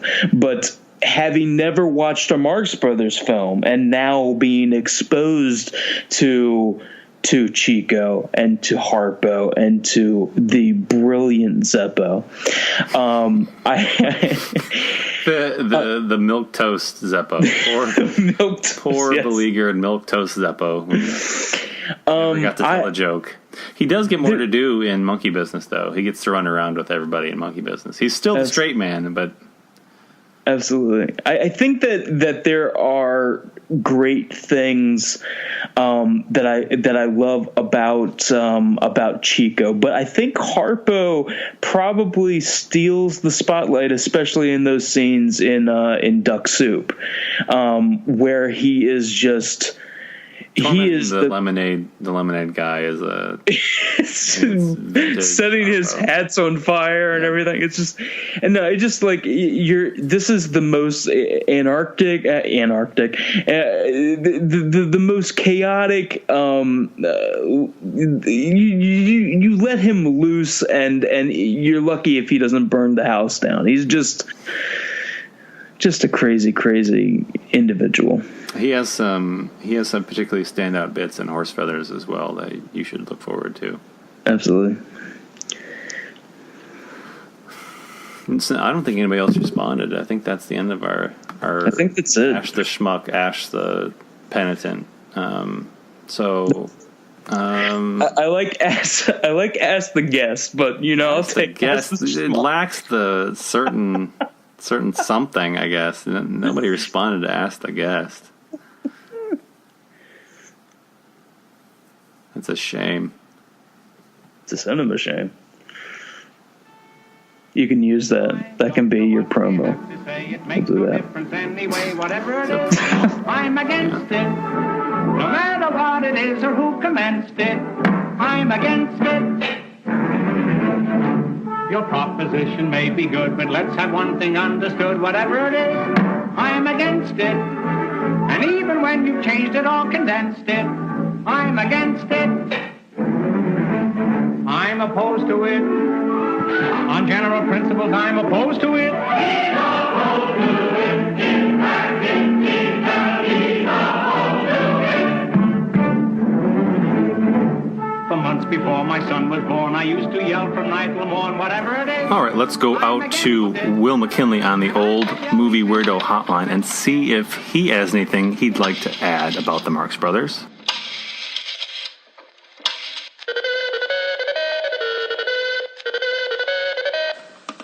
I need to clarify for the audience, because this is a thing that comes up all the time online. People, it's the old defines the movie, not the weirdo. So I am not the old movie weirdo.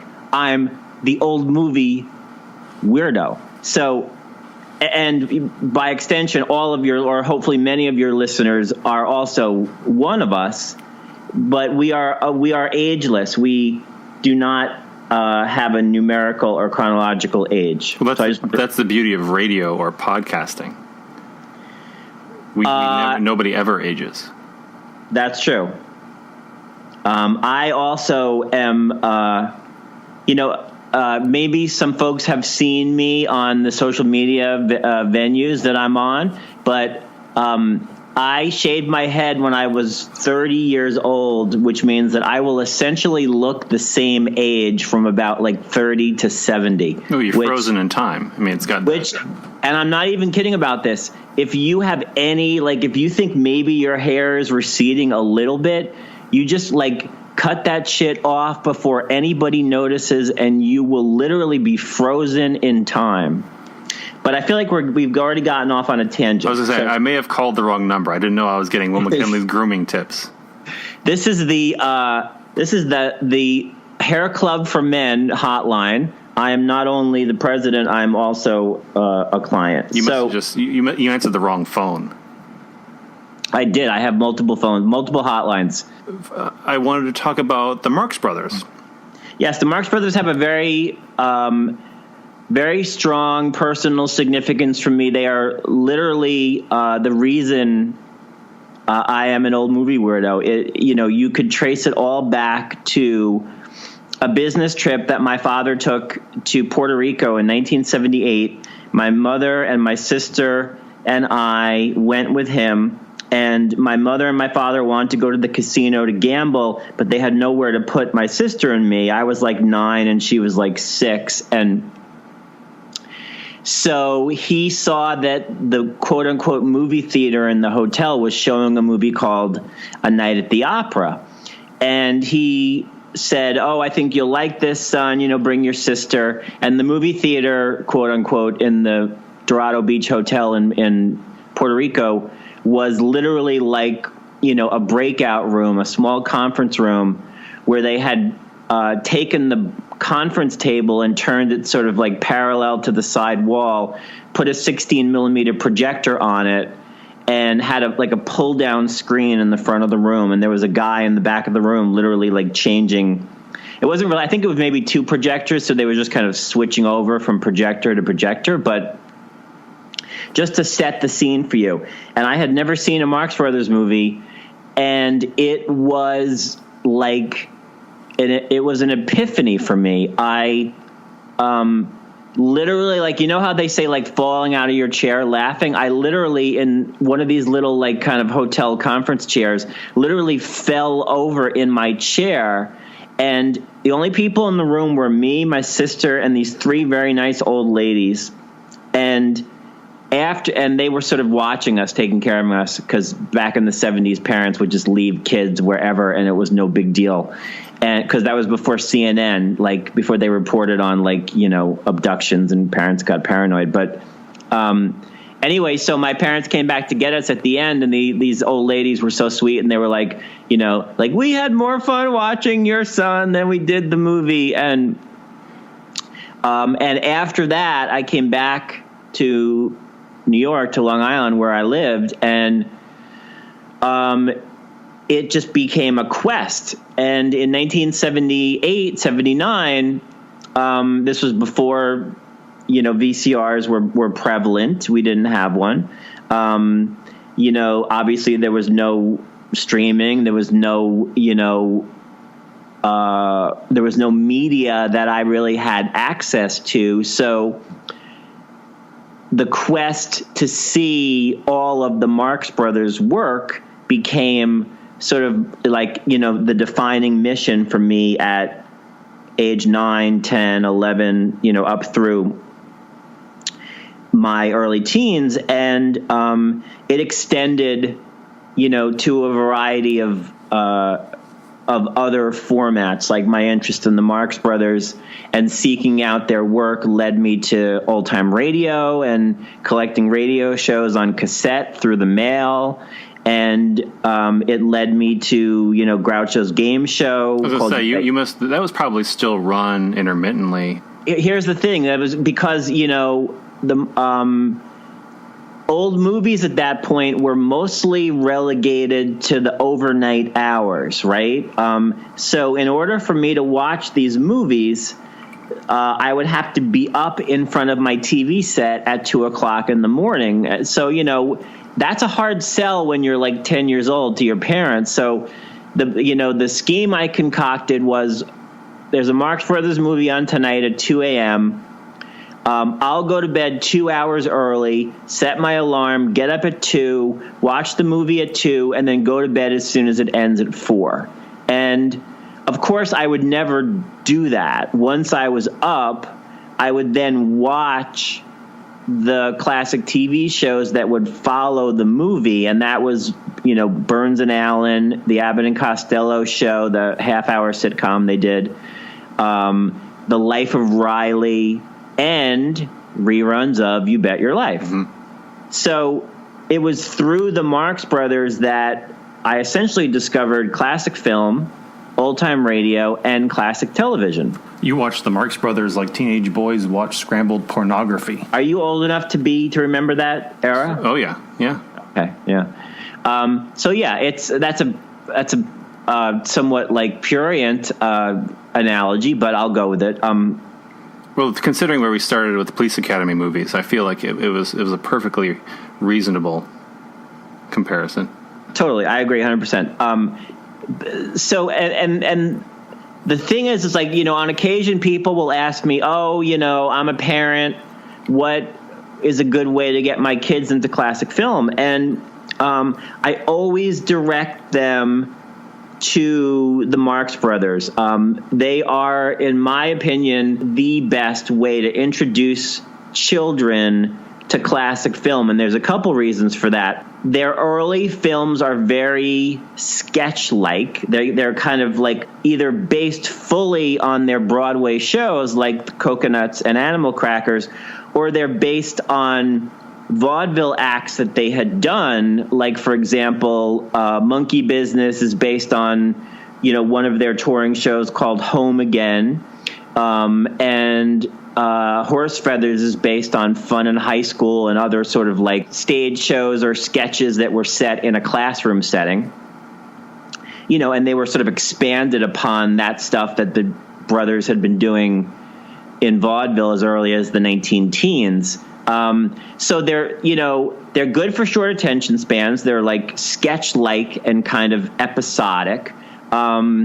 The costumes are outlandish. Their physical appearance is outlandish. It's almost, kind of cartoonish, which for a kid is cartoons are like a cultural touchstone, right? Mm-hmm. And in fact, Will B. Johnstone, who wrote the Marx Brothers stage review called I'll Say She Is in 1924, also contributed to the screenplays for Monkey Business and Horse Feathers, and he was an illustrator, a cartoonist.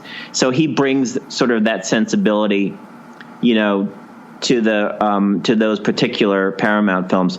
The interesting thing about the brothers at this point is that they sort of like, they represent the kind of comedy archetypes of, the sort of early part of the 20th century. There's the like Groucho as the fast-talking sort of snake oil salesman shyster, and then there's kind of Harpo as the sort of like mute kind of silent clown, and Chico as the ethnic comedian, and Zeppo as the sort of like kind of straight man. Straight man, yeah. Yeah, romantic lead. He was the younger guy and didn't get any shtick to do.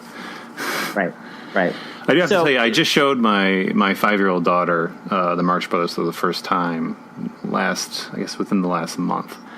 And she just started doing Harpo routines in the grocery store. Like, she walked up to me and handed me her leg. And it took me a minute to recognize what she was doing. Tonight, she got down on the floor and started to mimic the sawing motion that they do in Horse Feathers when they're trying to escape the kidnapping. When they go to kidnap, they get kidnapped and they saw through the floor and fall down. And she just dropped down and started making sawing motion on the floor. And like, I don't know what to do with you right now. And but they have a universal language.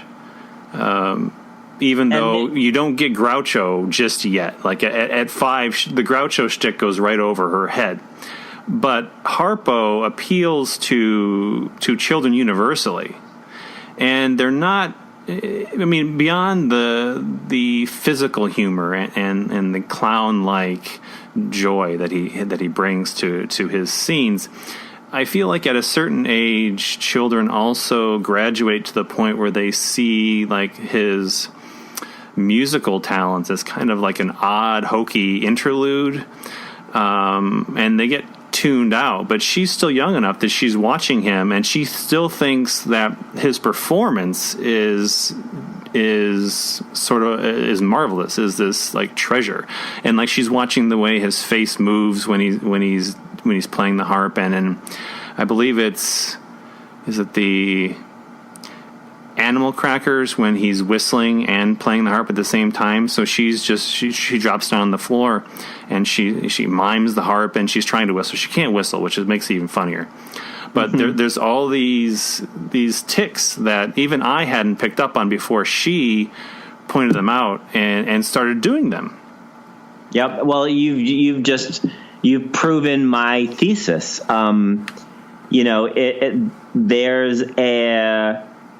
There is a, sort of, particularly to Harpo, there is an unvarnished, unapologetic silliness that, is very welcoming to kids.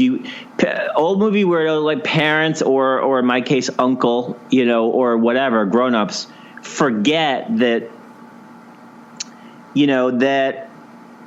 for kids, there can be a barrier to entry for old movies. They're very foreign in many different ways, and so if you can find something that gives them an on-ramp, right, where they can connect to that, then all the sort of things that don't make sense just kind of fall to the wayside.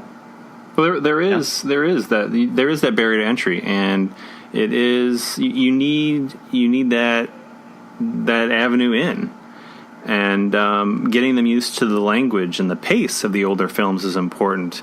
You can't just plop them in front of How Green Is Your Valley and expect them to take to classic film.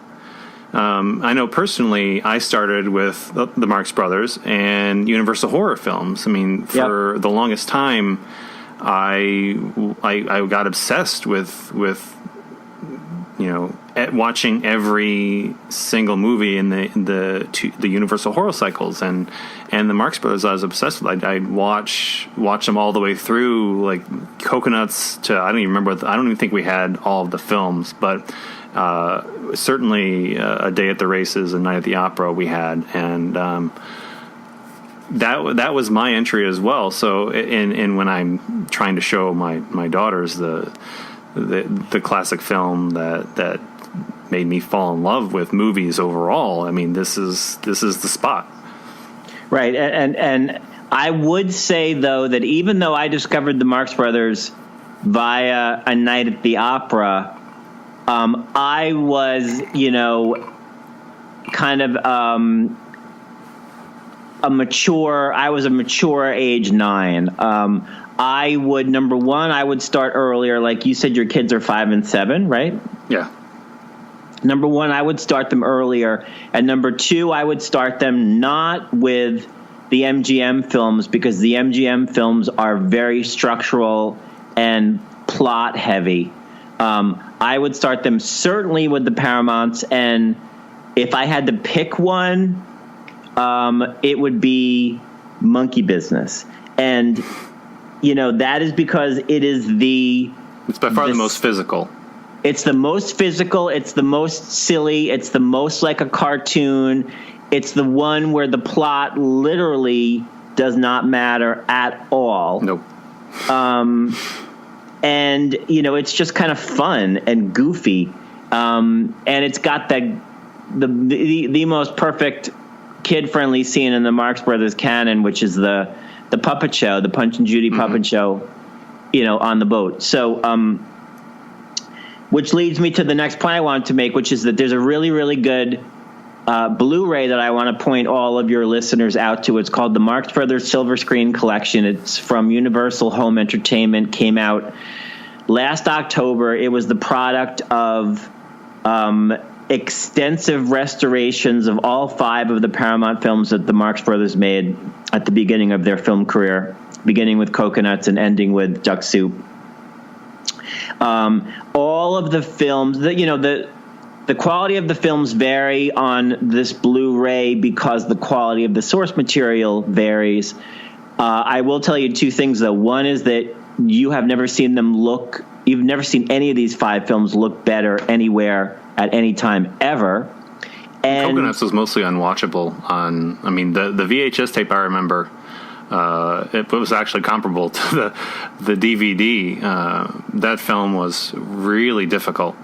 Yep. Just the sound in particular. They cleaned up the sound quite a bit for this release, and it's still very uneven. But this is worlds better than what it has been. Yeah, I mean, Coconuts is inconsistent quality, and there's a number of, you know, reasons for that. But, you know, the real seller for this set is the fact that Animal Crackers is a 4K scan of a duplicate negative that they found in the British Film Institute that included lines of dialogue that had been cut from a post-motion picture production code re-release of the film in the United States. And that version of the film was the film that basically became the version that was seen. I mean, of course, the backstory on Animal Crackers is that for many years it was just not available in this country until there was a movement to, you know, kind of secure the rights in the, in the mid-'70s when, you know, Groucho had become the Marx Brothers in general had become very, very popular, you know, on college campuses and such. And anyway, all of that stuff is talked about in the excellent commentary track that accompanies the Animal Crackers. There's a great commentary on each of the movies. Again, for my favorite one, I go to Monkey Business because that's got Robert Bader, who is a great Marx Brothers historian, and Bill Marx, who's Harpo's adopted son.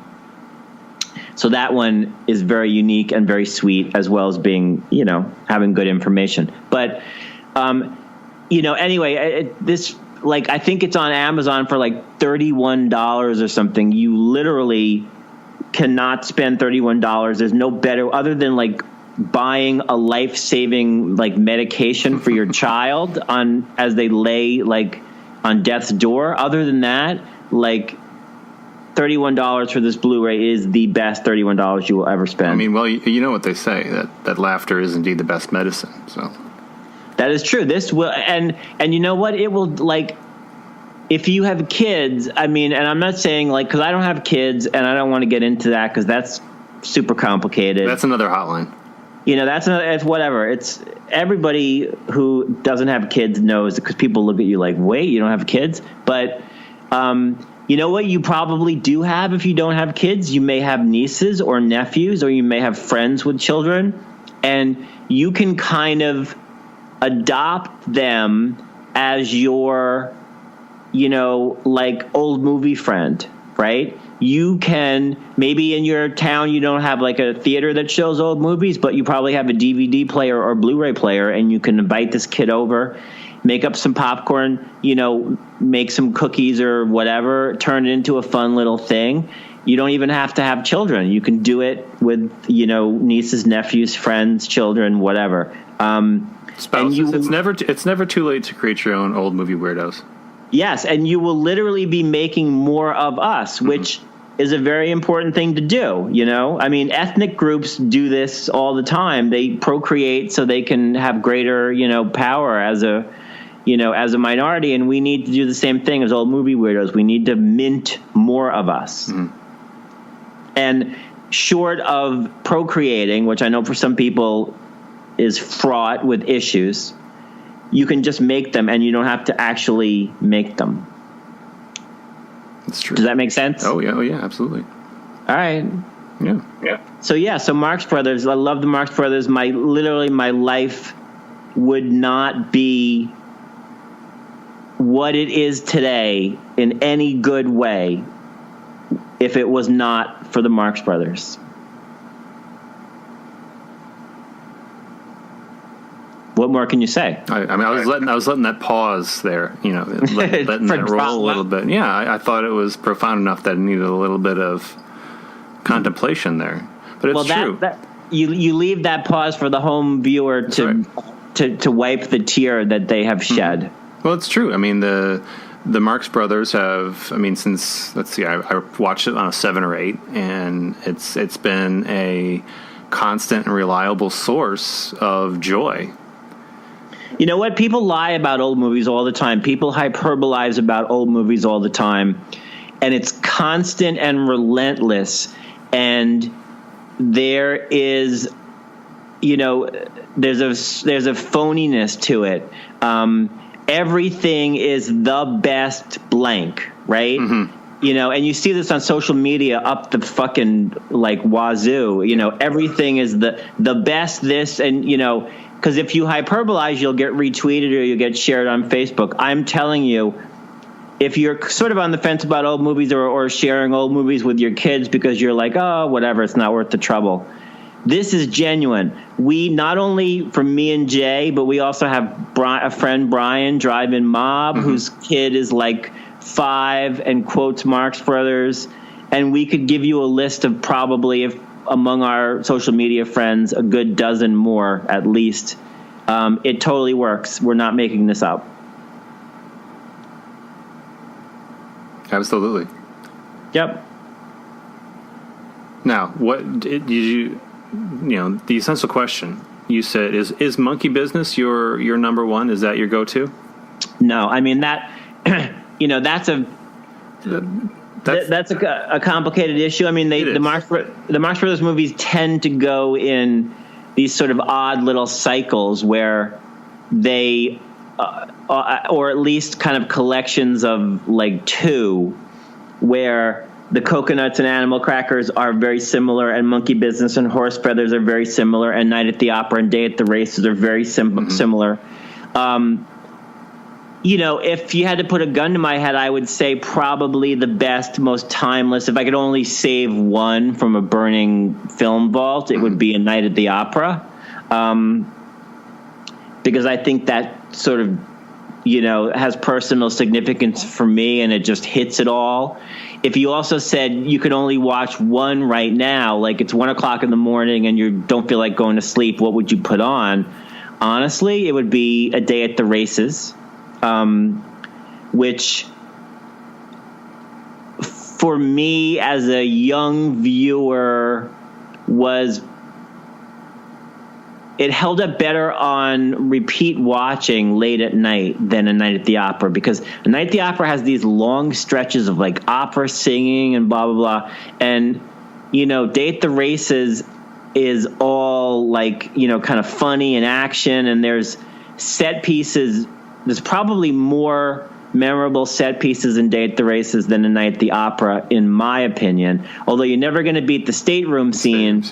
But the Tootsie Fruitsy ice cream and the medical examination in the medical examination is in Day at the Races, that used to just break me up. The scene that always stuck with me from A Day at the Races was when he was buying the code books to crack the Tootsie Fruitsy ice cream. Yeah. That's the one that stuck with me as a kid. I think that was one of the first ones I watched in terms of the classic bits. We're talking about the stateroom scene and Tootsie Fruitsy ice cream and pretty much everything in Duck Soup. But those are the ones that are the tops for me. Now, if you are a true Marx Brothers fetishist, you look at that Tootsie Fruitsy ice cream scene as the beginning of Groucho's transition from the all-powerful, omniscient smartass to something different, right? Because for all the movies kind of leading up to that, he's always in complete control of everybody with his verbal wit, right? So that's an example where he's getting, the shyster is getting shystered. Where can I get one as though I didn't know? One is no good. You have to have the whole set. Hey, all I wanted was a horse, not a public library. What do you mean? How much is a set? $1. $1? Yeah, 4 for $5. Well, all right. I'll give me the 4 of them. There's no use throwing away money, eh? All right, here you are. This is all I'm buying, too. I didn't want so much. I thought you could do this quickly. Here you are. $6 on sunup.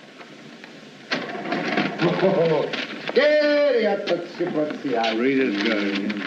Dairy ice cream. ZVBXRPL is Buns. Yeah, that's all right. That's right. Buns? Yeah, someday the code gives you the name of the jockey instead of the horse. Now you find out who Jockey Buns is riding, and that's the horse you bet on. That's easy. Dairy ice cream, Tootsie Footsie. Well, I'm getting the idea of it. I didn't get it for a long time, It's pretty tricky when you don't know it, isn't it, huh? Let's talk about this with Greg, too, in the way that Groucho is put forward as the brains of the operation, always. Right, yeah. But he will often get twisted by Chico. And Chico, it comes off as the dim logic, perhaps we'll say. But Chico will sometimes come out ahead. You can think of I just watched this today, so it's fresh in my mind, but the swordfish password. Yeah, that's true. Mm-hmm. Scene in Horse Feathers. Where Chico, and I call him Chico because that's what I did as a kid, but I still call him Chico too, but I watched the documentary today, so I'm trying to reinforce the Chico, what I'm supposed to call him apparently, but I've called him Chico for 30 plus years now, and it's not really stopping. Well, where he beats Groucho is that, Groucho's characters, for the most part, because they appear to be literate and thoughtful and witty, they tend to function on, a logic level. And Chico, who I don't think, I think he's ignorant, but he's brilliant. I mean, you if you grew up in any sort of a blue collar setting, which I did, you will find that often the lesser educated are savvier than the greater educated because they have to be. And that totally gets back to part of the early appeal of the team in vaudeville and on the live stage. They were playing familiar archetypes. They were playing familiar characters, outsiders who had to figure out how to survive and thrive in an unfamiliar place. It's representative of the immigrant experience in New York. And I don't want to get too blah blah blah on this, but there's show your kids these movies because it'll start conversations about live stage and vaudeville and early sound film and the immigrant experience in New York, and just there's so much, and they're fun, right? It's the worst thing is when you take a kid to an old movie and they sit there sort of sighing or rolling their eyes because it's work and they know that you want them to like it and whatever. This is fun. It's not work. It will never feel like work for your kids. And that they're engaged because you're talking about the conversations that come up about movie making and sound films and race relations, and they're asking these questions. You're not preaching to them. because as soon as you start preaching, automatic shutdown. But they're watching these movies. They ask the questions. You know that there's a connection. And it's not forced at all.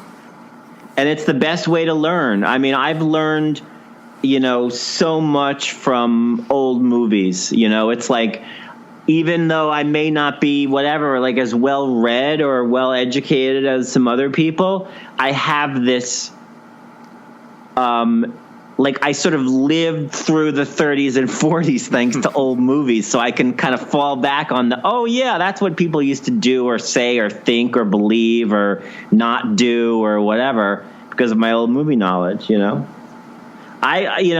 It's like life is complicated, but I'm so happy that I owe this to my father, not just for sending me to see Night at the Opera because he wanted to go gamble on his one and only work travel trip ever of his entire 45 years of working for a bus company, but also because he grew up in the Depression, and as a kid in the late 70s, he would show me the stuff that he grew up on, so I was experiencing as a kid in the late 70s what he had experienced as a kid in the 1930s. And, that was the Little Rascals, the Three Stooges, Abbott and Costello, the Blondie movies, the Marx Brothers, the Universal Monsters, all of that stuff. I still love it as much today, 40 years later as I did then. And it's all about him. And even though he's no longer with us, it's like I feel his presence very strongly every time I watch an old movie, which is like every day. Mm-hmm. So if you want your kids to remember you when they are themselves aging, embed this little, plant this little seed in them. And then someday, when you're long dead, they'll be like, oh, I remember Daddy Jay. He showed me Marx Brothers movies. And isn't it sad that he's dead? But I loved him. It's a tragedy. Right? I mean, that was kind of an unfortunate. I didn't intend to go to that place. It went dark. It went dark really quickly for the Marx Brothers. But you know what? Jay was a really good guy, and he raised his kids right, and I'm going to miss him. Oh. All right. Here's the tear again. All right. I feel like we said our piece on this. I think that's good. Yeah. We ended with some drama, and yep. we hit the high comedy. So, Jay, God bless you for raising your kids right, and everybody in the audience follow Jay's lead. Exactly. I'm a model parent. Thank you. Yeah. Thank you. Closing up the hotline. Good night, America. Good night, Will.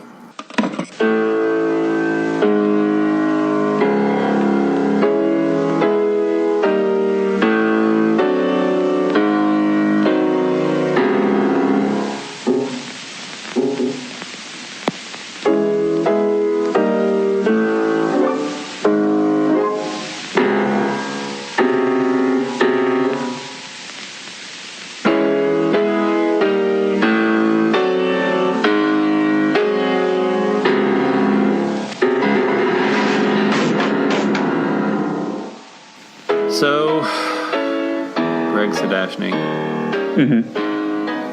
you've come a long way. You've watched not only one but two Marx Brothers movies, and I have one thing I need to ask you. Do you feel penitent? I do. I feel like... Do you feel like a weight has been lifted off your shoulders? I feel like I've gone under the saw. I've gotten across the little what were those things? Those little letter things to spell out Jehovah. Except Jehovah starts with an I. I got across the invisible bridge. I feel penitent. The penitent man. Only the penitent man could get through that. Right. And I feel like at the end of the day, if Dr. Jones, if Senior, sent his diary to the Marx Brothers, he could have sent it to much worse people. I think the Marx Brothers would have done well. They would have done better than the Stooges. Yes, absolutely. I am going to challenge you with Cinema Shame for extra credit.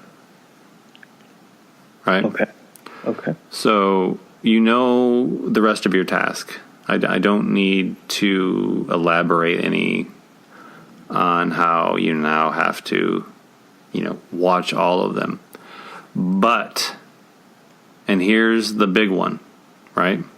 Okay. Do you know the movie Brain Donors? I do know the movie Brain Donors, yes. Have you seen the movie Brain Donors?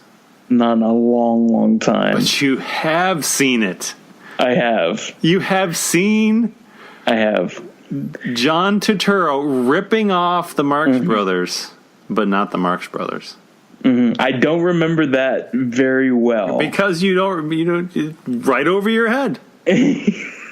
I shouldn't say ripping off because it is a rather sincere homage.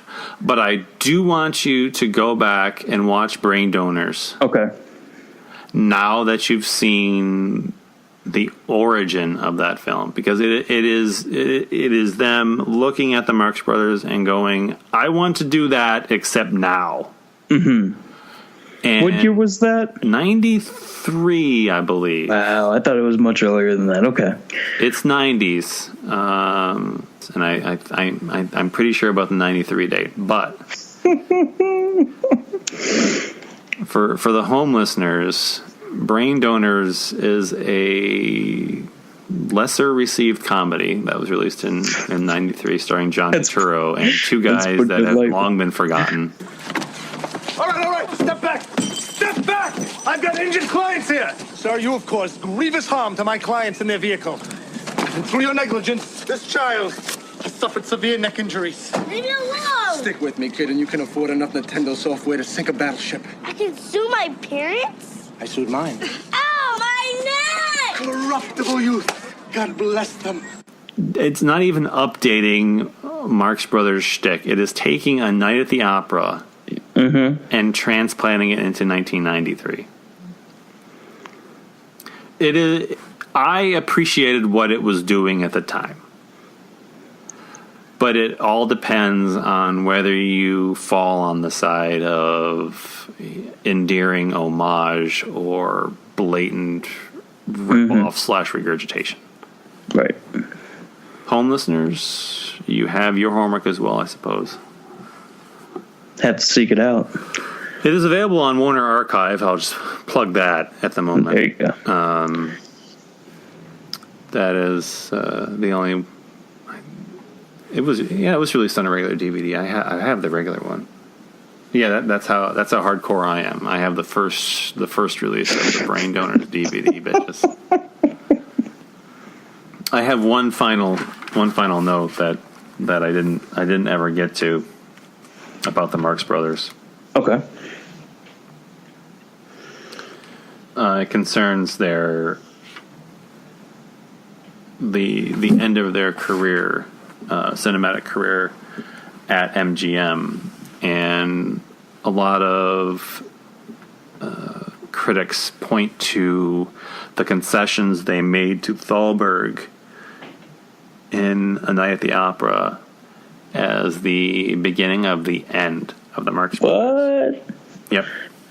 The beginning of the end that lasted 6 more movies. Right, but when you're looking at, they made 6 more, but how many of those are top tier Marx Brothers? Like you could I would make the argument for A Day at the Races, but after that, what do you have? And what the line that I read that sticks with me is that they, instead of maniacs, they became harmless uncles. I see. So they've taken by taking that back seat, they ceased to innovate and initiate the comedy and the biting satire that was prevalent in Duck Soup. So with this concession, they slipped further towards the background. They sold out. And it's not even, I hate to consider them sellouts, really, just because it was about finding the best way to distill their brand of comedy. Like, I said before, they really just wanted to make people laugh. And that's a recurring thread in Groucho's life. And that he was a natural entertainer. And when he wasn't entertaining, what was the purpose of it all? Right. So while he begrudgingly went along with Thalberg, he understood that Thalberg knew how to repackage them for 1935 for this audience that wasn't receptive. We did a lot here. You gave me a gateway to a new universe of comedy that I'm going to talking about brain donors at this.